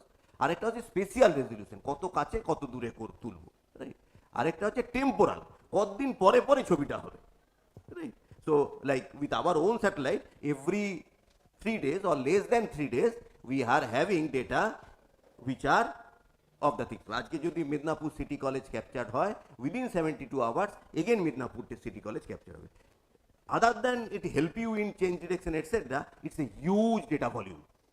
মাথা খারাপ হয়ে যায়। মানে আমি আজ থেকে বলছি, ইসরোতে ছিলাম এই সামহায়ার ইন 90s, যখন I believe many or most or any of you have born, হ্যাঁ, তখনই আমাদের যে স্কেলে ডেটা হতো, মানে টেরাবাইট রেটের ডিস্কে হতো, সে রাখার জায়গা নেই আর কি। So you need to utilise those data, unnecessarily it is a huge load, right? আমি ওই এদের বলে না, ওই তোমার মানে নট অ্যাপার্ট ফ্রম জিওস্পেশিয়াল, আমরা বলি যদি যুদ্ধ না লাগে, এত বোমা বানিয়ে তো ওটা ইউজ হয়ে মানে গন্ডগোল হয়ে যাবে না, মানে অত খরচা দিয়ে হচ্ছে। Every country wants that somewhere war should be there and we sell something, right? মানে ওই যুদ্ধটার থেকেও আমার জিনিসটা বিক্রি করতে হবে। Data also need to be utilise. In order to utilise the data, you need to bring to the user, which may be common user or it can be user of a institutional user, তাকে handy করতে হবে, otherwise সে কিন্তু use করতে পারবে না। What Google has made in a big way, right? Google Map has become a part of our life, right? Now they made the thing as palatable or as easy to use on the things, right? এটা করার জন্য they have a huge infrastructure, গোটা এই ধরে ওদের data সেন্টারগুলো ক্লাউডগুলো map করে। So আমরা যখন ডেটা সায়েন্স করছি তখন ডেটাবেস একটা ডেফিনেটলি লাগবে, ডেটাবেস লাগে, special informatics, GIS, special data science, and of course a bunch of domain knowledge, right?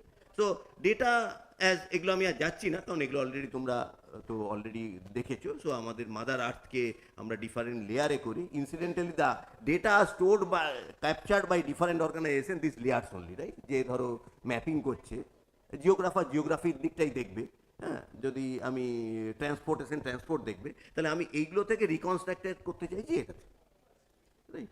To make some sensible conclusion or sensible decision based on the things. আরেকটা কি আমরা করতে চাই, what will happen at some point of time T equal to T plus T, or T মানে আসছে বছর কি হবে, আমার কি ক্রপ প্রোডাকশনটা একরকম হবে, আসছে বছর কি there is a chance of flood or cyclonic movement কিছু হতে পারে। So I need to predict ahead of the time, which is another major part. And there are different type of data models. I am not going to that. So as such, if we look at data science, there are different components which are definitely computer science plays a important role because এই ডেটাগুলোকে handle করা। Other than there is a big role of the domain knowledge to be imparted.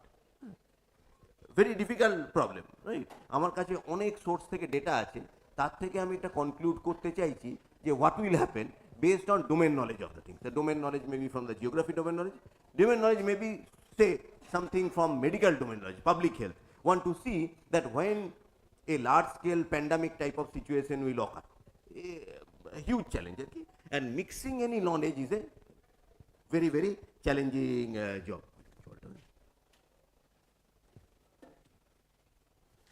পিছনে বোধহয়,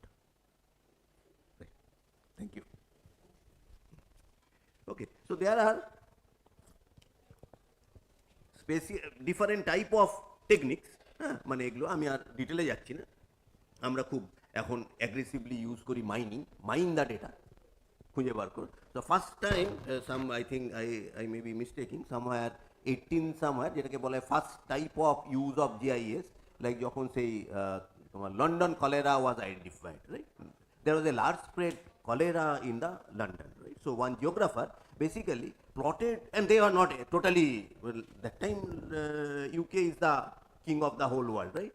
So they are not finding that why it is happening, right? মানে কি হচ্ছে, one geographer was plotting the incidence of occurring of the diseases, right? কোথা থেকে আসছে একটা ম্যাপে, লন্ডন ম্যাপে করছিল। ফাইনালি কুড কনসেন্ট্রেট, তোমরা পড়েছো নিশ্চয়ই, দ্যাট লন্ডন একটা ফেমাস ইনসিডেন্ট দ্যাট দিস একটা জায়গায় কনসেন্ট্রেট হচ্ছে, ফাইনালি গিয়ে দেখা গেল ওয়াটার লাইন আর সুয়েজ লাইনে একটা লিকেজ হচ্ছে ওখানে, রাইট?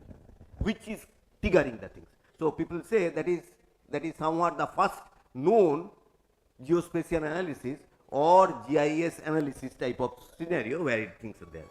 তারপরে আমরা এখন অনেক রকম টেকনিক ইউজ করি, যেমন মেশিন লার্নিং, হ্যাঁ, এটসেট্রা, আর্টিফিশিয়াল ইন্টেলিজেন্স, যেগুলো দোজ টেকনিক্স এর উপরে ইউজ করতে পারি কিনা, those are the things, right?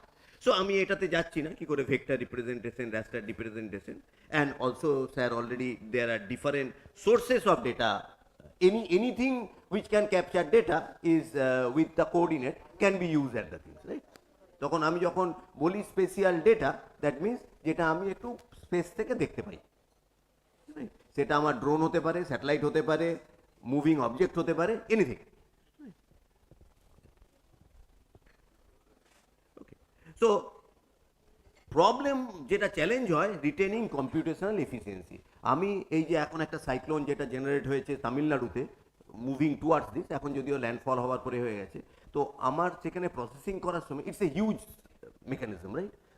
মানে হচ্ছে তামিলনাড়ুতে ল্যান্ডফল হচ্ছে, আমরা এখানে কভারেজে পাচ্ছি, মানে একটা হিউজ ফেনামেনা। তার যে computation is a different scale. তো নিয়ার রিয়েল টাইম বা রিয়েল টাইম কম্পিউটেশনটা খুব বড় একটা নিড হয়ে দাঁড়িয়েছে, রাইট? মানে যাতে আমার সেট একটা efficiency and storing, there is a cloud computing type of technology, যেগুলো এখন তোমরাও শুনছি, আমরা রাদার ইউজ করছি মোরাললেস সবাই। যেমন তোমরা যদি গুগল ম্যাপ ইউজ করো, Google map is also on cloud, মানে গুগল জিমেল অ্যাকাউন্ট, হ্যাঁ, গুগল ড্রাইভ, গুগল স্প্রেডশিট, এগুলো গুগলের। Similarly, Microsoft has their OneDrive, etc. সেগুলো হচ্ছে all in the thing. So whether to exploit those in the spatial data domain, right? তা আমাদের major problem of the spatial data science দুটো aspects. হ্যাঁ, একটা হচ্ছে স্পেশিয়াল ডিসকভারি অ্যান্ড এক্সপ্লেনেশন, যেটা sir দেখাচ্ছিলেন যে আমি বর্ধমান এরিয়ায় some portion is going black, right, it is darkish, and it is changing over time. How do I explain that? So how to explain that with our knowledge, like discovery of spatial relationship in the data. ডেটাগুলোর মধ্যে কি কি নিজস্ব কিছু relationship আছে? আমি কি বলতে পারি একটা ফ্যাক্টরি হলে এরকম কাণ্ড হতে পারে? বা আমার যেটা আগে স্যার বলছিলেন যে regarding green house effect etcetera, যে আমার ওই ধরনের মাইক্রো অ্যালগি বা এগুলো হলে তার এফেক্ট হতে পারে। তাহলে আমার একটা this all data, as you know that Tobler's first law of geography বলে, everything on the earth is related to everything else, right? Only distance objects are less related than nearby objects. তার মানে মেদিনীপুরের টেম্পারেচারটা খড়গপুরের টেম্পারেচারের কাছাকাছি হবে, unlikely দার্জিলিংয়ের টেম্পারেচারের কাছাকাছি, because this are more distance type of thing. This is one very crude thing, there may be lot of other effects et cetera, right? Identification of intrinsic clustering in the data whether they are intrinsically clustering, right? Some clustering we know. This type of symposium, the students will are attending here is likely from the geography, less likely from say Bengali, like literature type of your department, unless somebody is interested.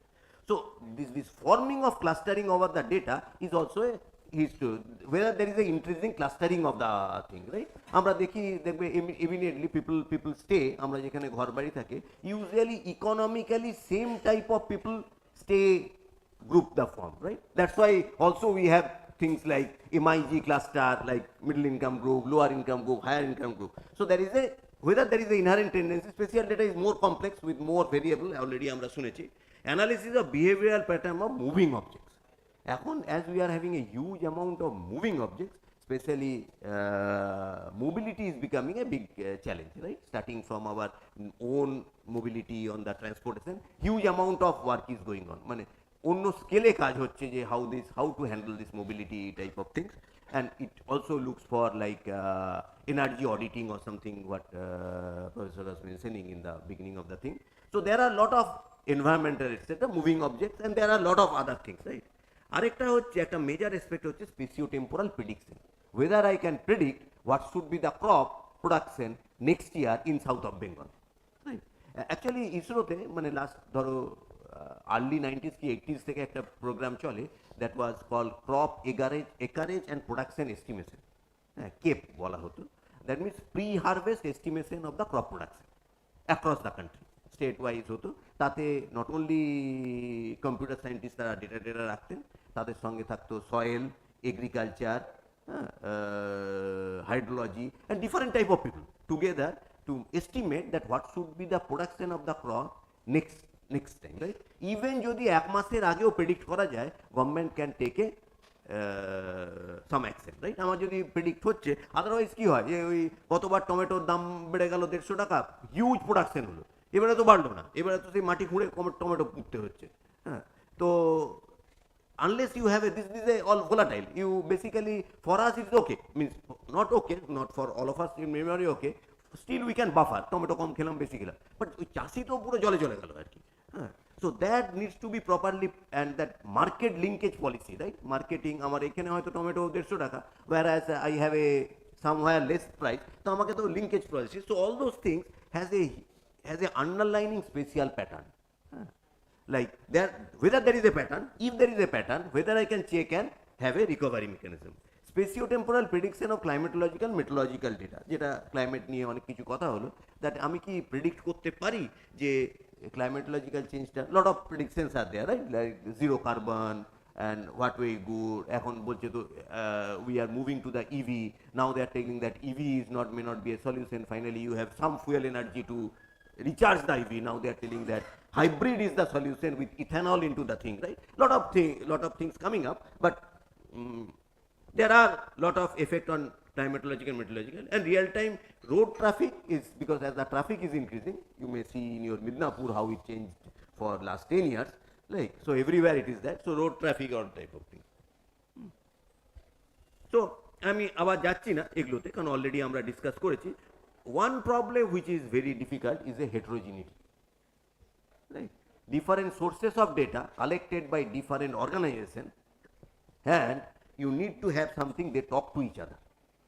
They are not inherently may not talk to each other, right? মানে inherently আমি হয়তো সব লেয়ারগুলোকে পরপর পাবো না। আমরা কি চাইছি, আমি একটা জায়গায় যদি প্ল্যানিং করতে চাই, আমি চাইছি সামহায়ার আমাকে road map, soil map, hydrology map এটসেট্রাগুলো ট্রান্সপারেন্সিতে দাও, আমি এখানে সব ফেলবো, আমি উপর থেকে দেখতে পারবো। কিন্তু এই ডেটাগুলো তো কেউ যে যার মতো তো কালেক্ট করেছে। It is obvious, right? I collect data for my use, not for your use.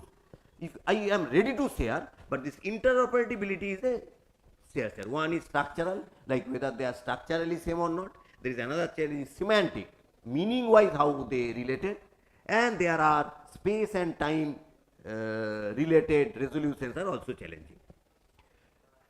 This is limited knowledge on data, real time processing, all those are different type of challenges. So if we look at that different type of not only research, there are different type of what we say implementation related challenges. One is spatial data representation. How do I represent the data in a seamless manner? Just imagine this Amazon or Make My Trip, what way they are keeping the data at the back end, right? Not spatial, so that you ask a query, within few seconds it responds with all possible good things, right? Rather, it also learn your behavior of what you are looking for. So next time, even if you don't ask, it will try to accumulate, right? That's a different aspect, learning from your behavioral use of the knowledge. So here, if it is a spatial data, it's a big challenge. There is spatio-temporal prediction, something, space-time, how we predict over time. And of course, as these data sources are at different things, right? So data sources are not, all are connected in the same thing, right? If you want to do some operation, like if you want to do some analysis, you see that you download data from this, etc. You are keeping on your laptop or desktop and working. But in reality, you are interested of doing some work related to Midnapore or in and around Midnapore City College. You really don't care about what is happening in the Kharagpur, right? So how this data can be distributed, data can be accessed over time, this is an agenda. What we basically see when we look at the data, like when we say Google Map, etc., where it takes care of the data set of your own zone. So mobility analysis during GPS footprint is another major thing. Spatial data analytics and discovery and interpretation. So what I will do, and this slide is interesting. So as of now, or what we are looking more of a project based thing, like individually organization, etc., doing projects, and we have shifted to a thing called societal. Society as a whole, how needs to be dealt. So the type of data what we are using are more of a societal. So like another thing, before I show you some use cases, so is a concept called spatial data infrastructure at the national level, what we say national spatial data infrastructure, which cropped up, where you have lot of underlying data from different sources, right? And then you have different user on the other end. There is a middle tier which takes care of the thing, right? Same as if we look at again fall back to Flipkart, Amazon. So it's a middle tier who takes care of all service provider.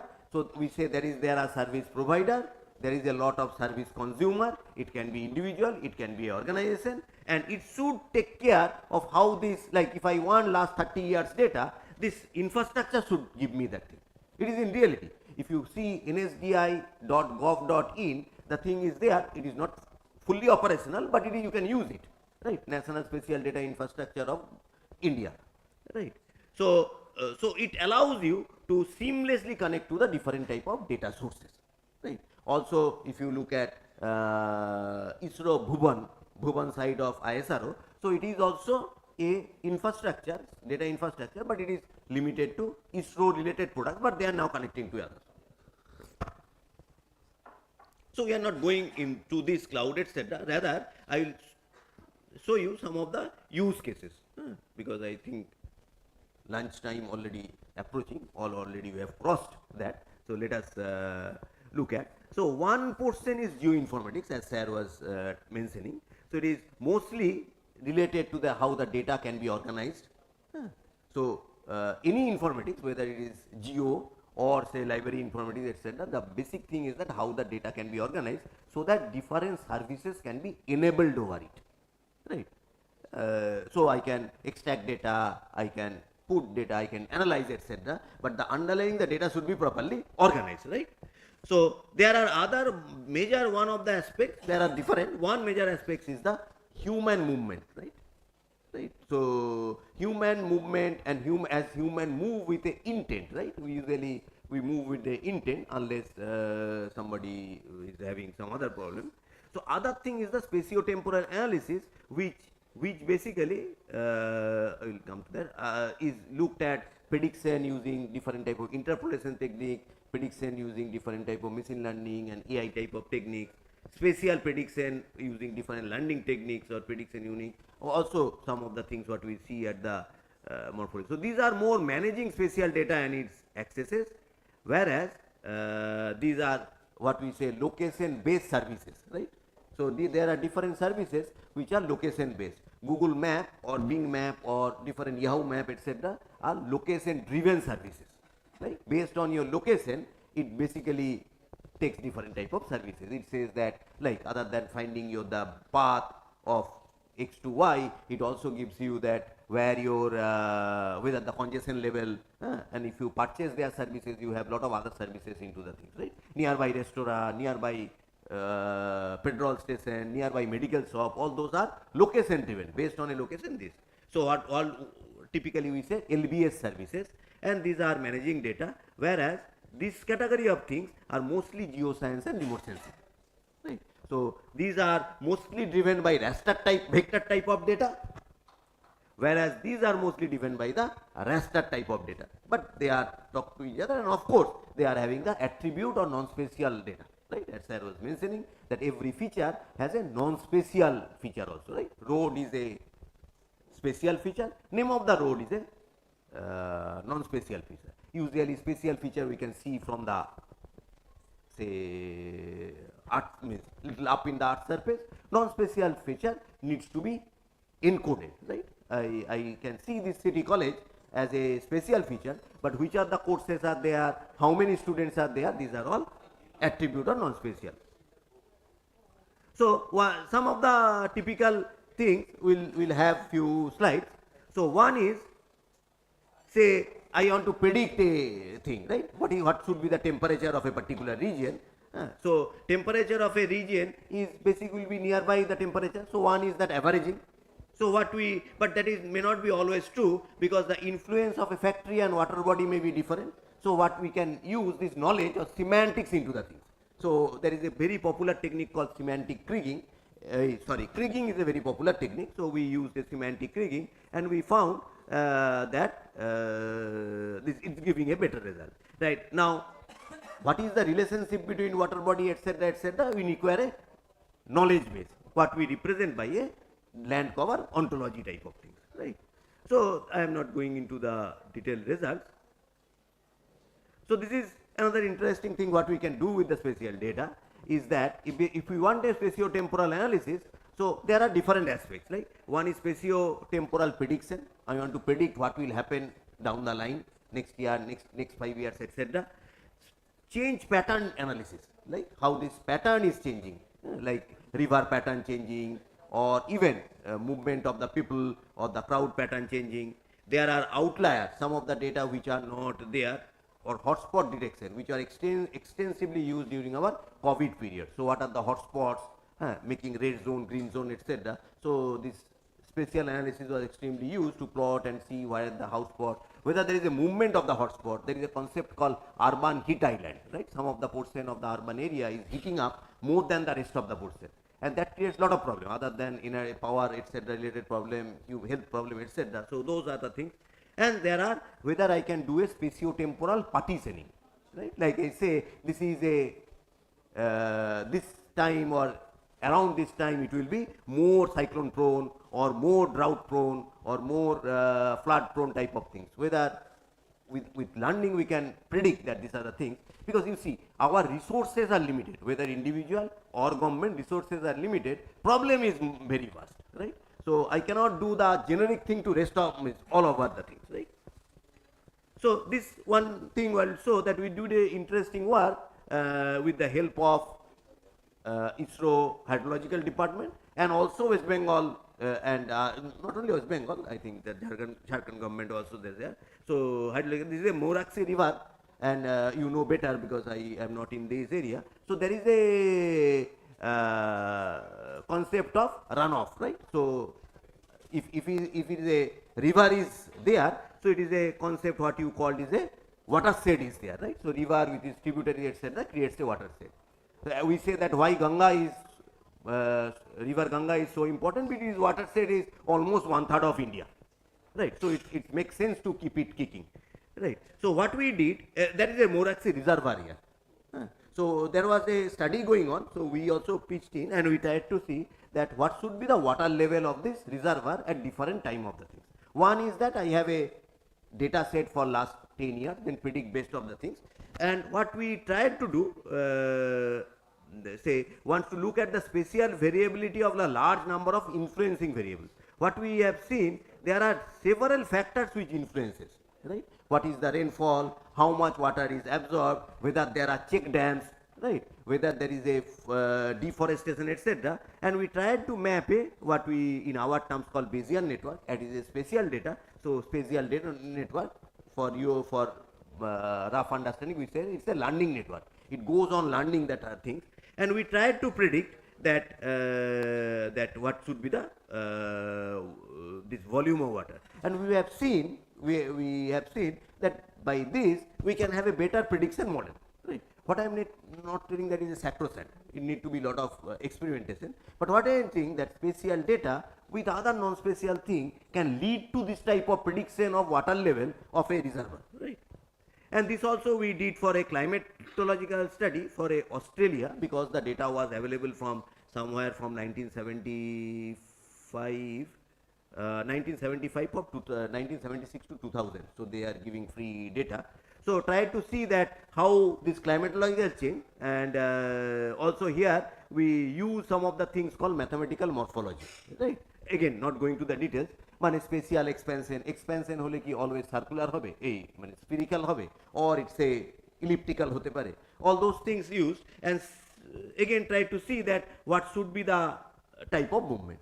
What I mean to say that this data with space time along with the different type of underlining knowledge of background of CSIT along with your knowledge of the domain thing, we can have a better different type of different prediction model which can gives us a good knowledge of the thing, right?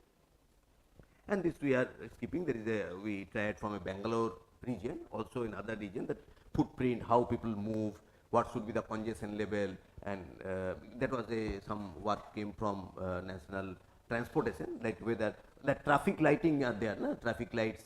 So one is that it moves on a red, green, yellow on a or amber, red, green, yellow in a regular fashion, or there is a concept called green corridor. If you get a green here, you should get green for next 500 meters or 1 kilometer type of things, right?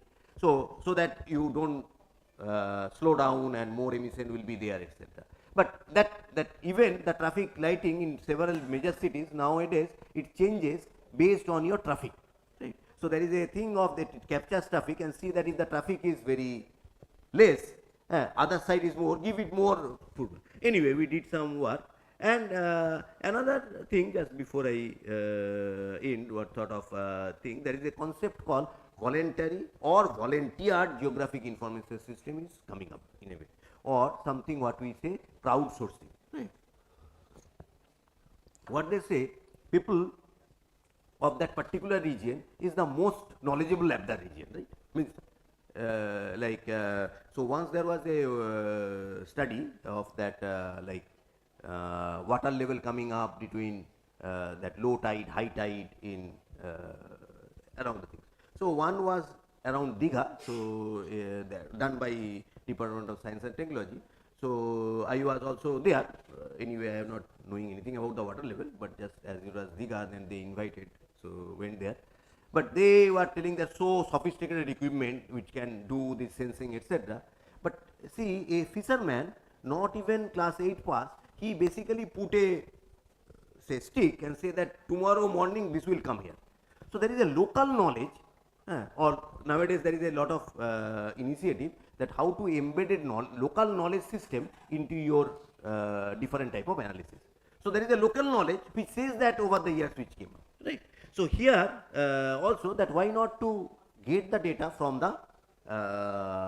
the local user or from the citizen in general to the things.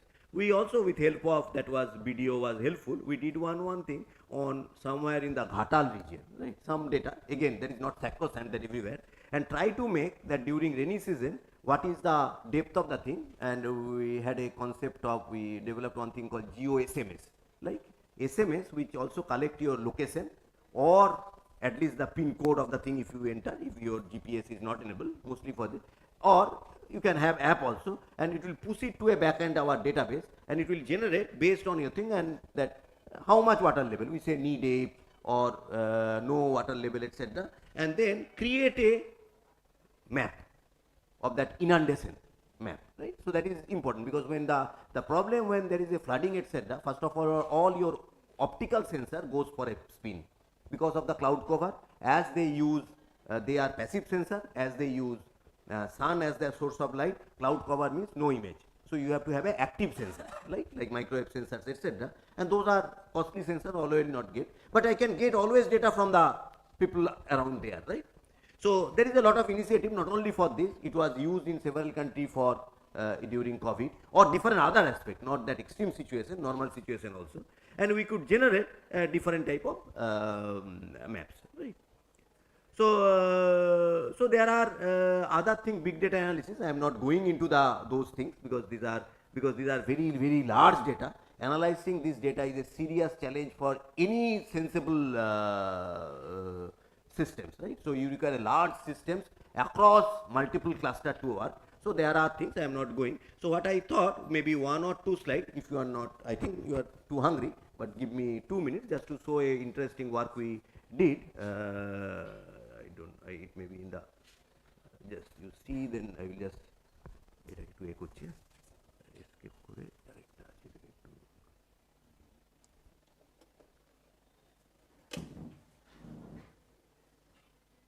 একটু করে দিন, হ্যাঁ full screen.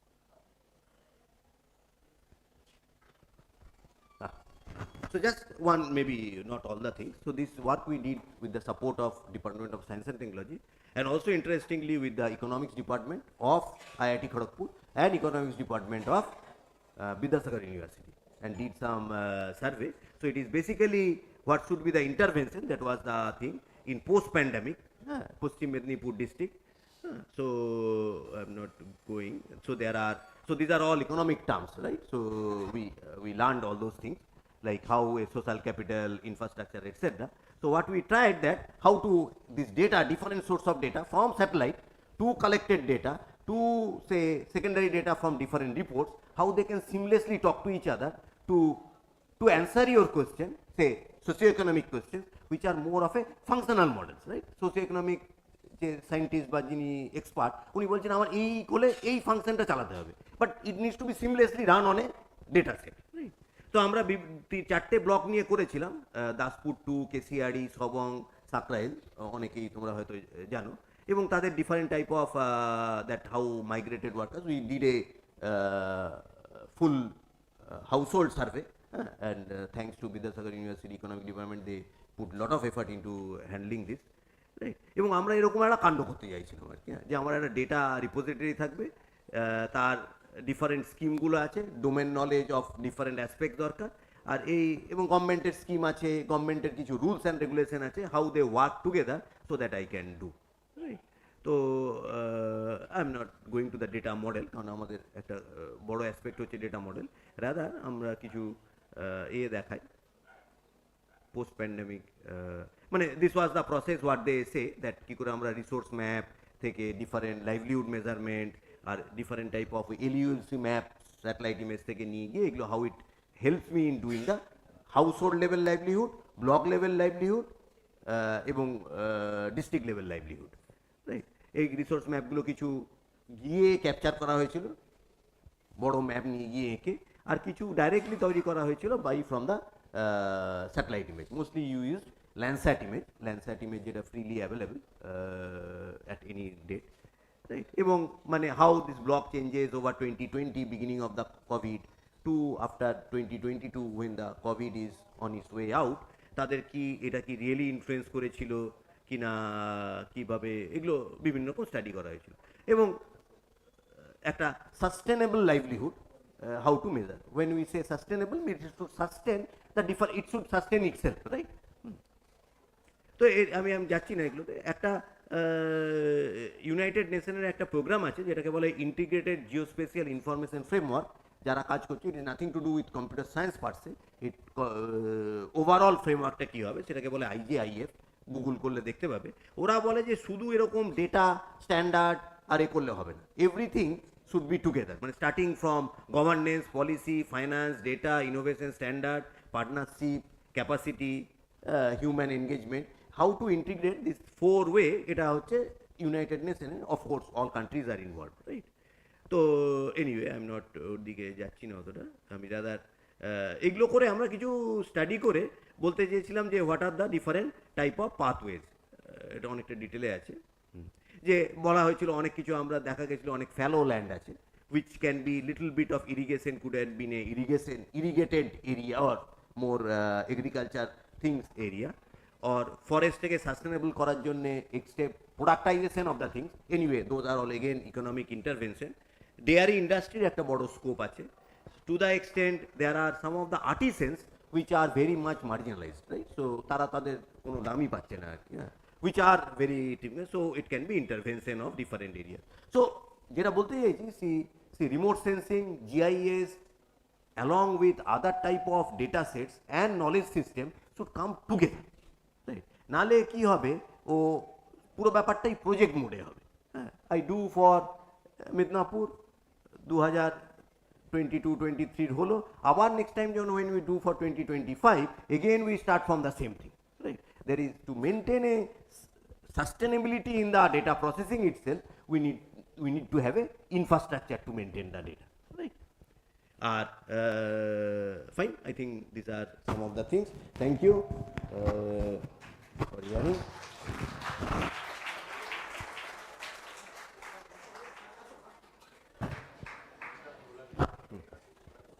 So any question if you are having, fine, you can ask or you can answer.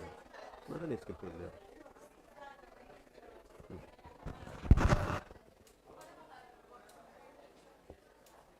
এটা হচ্ছে United Nation SDG, sustainable development goals.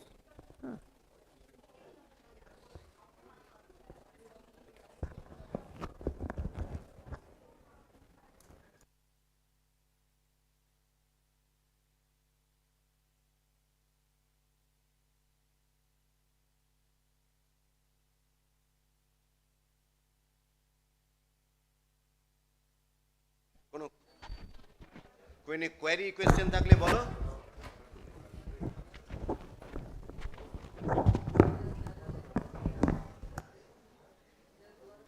No question, তাহলে ঠিক আছে, good,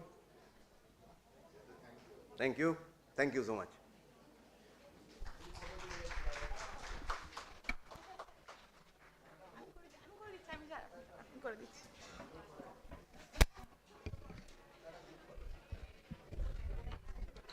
I want to express our sincere gratitude, Professor S.K. Ghosh, for this erudite presentation. Now have a photo session. I request to all our honorable guests, please come on the decks.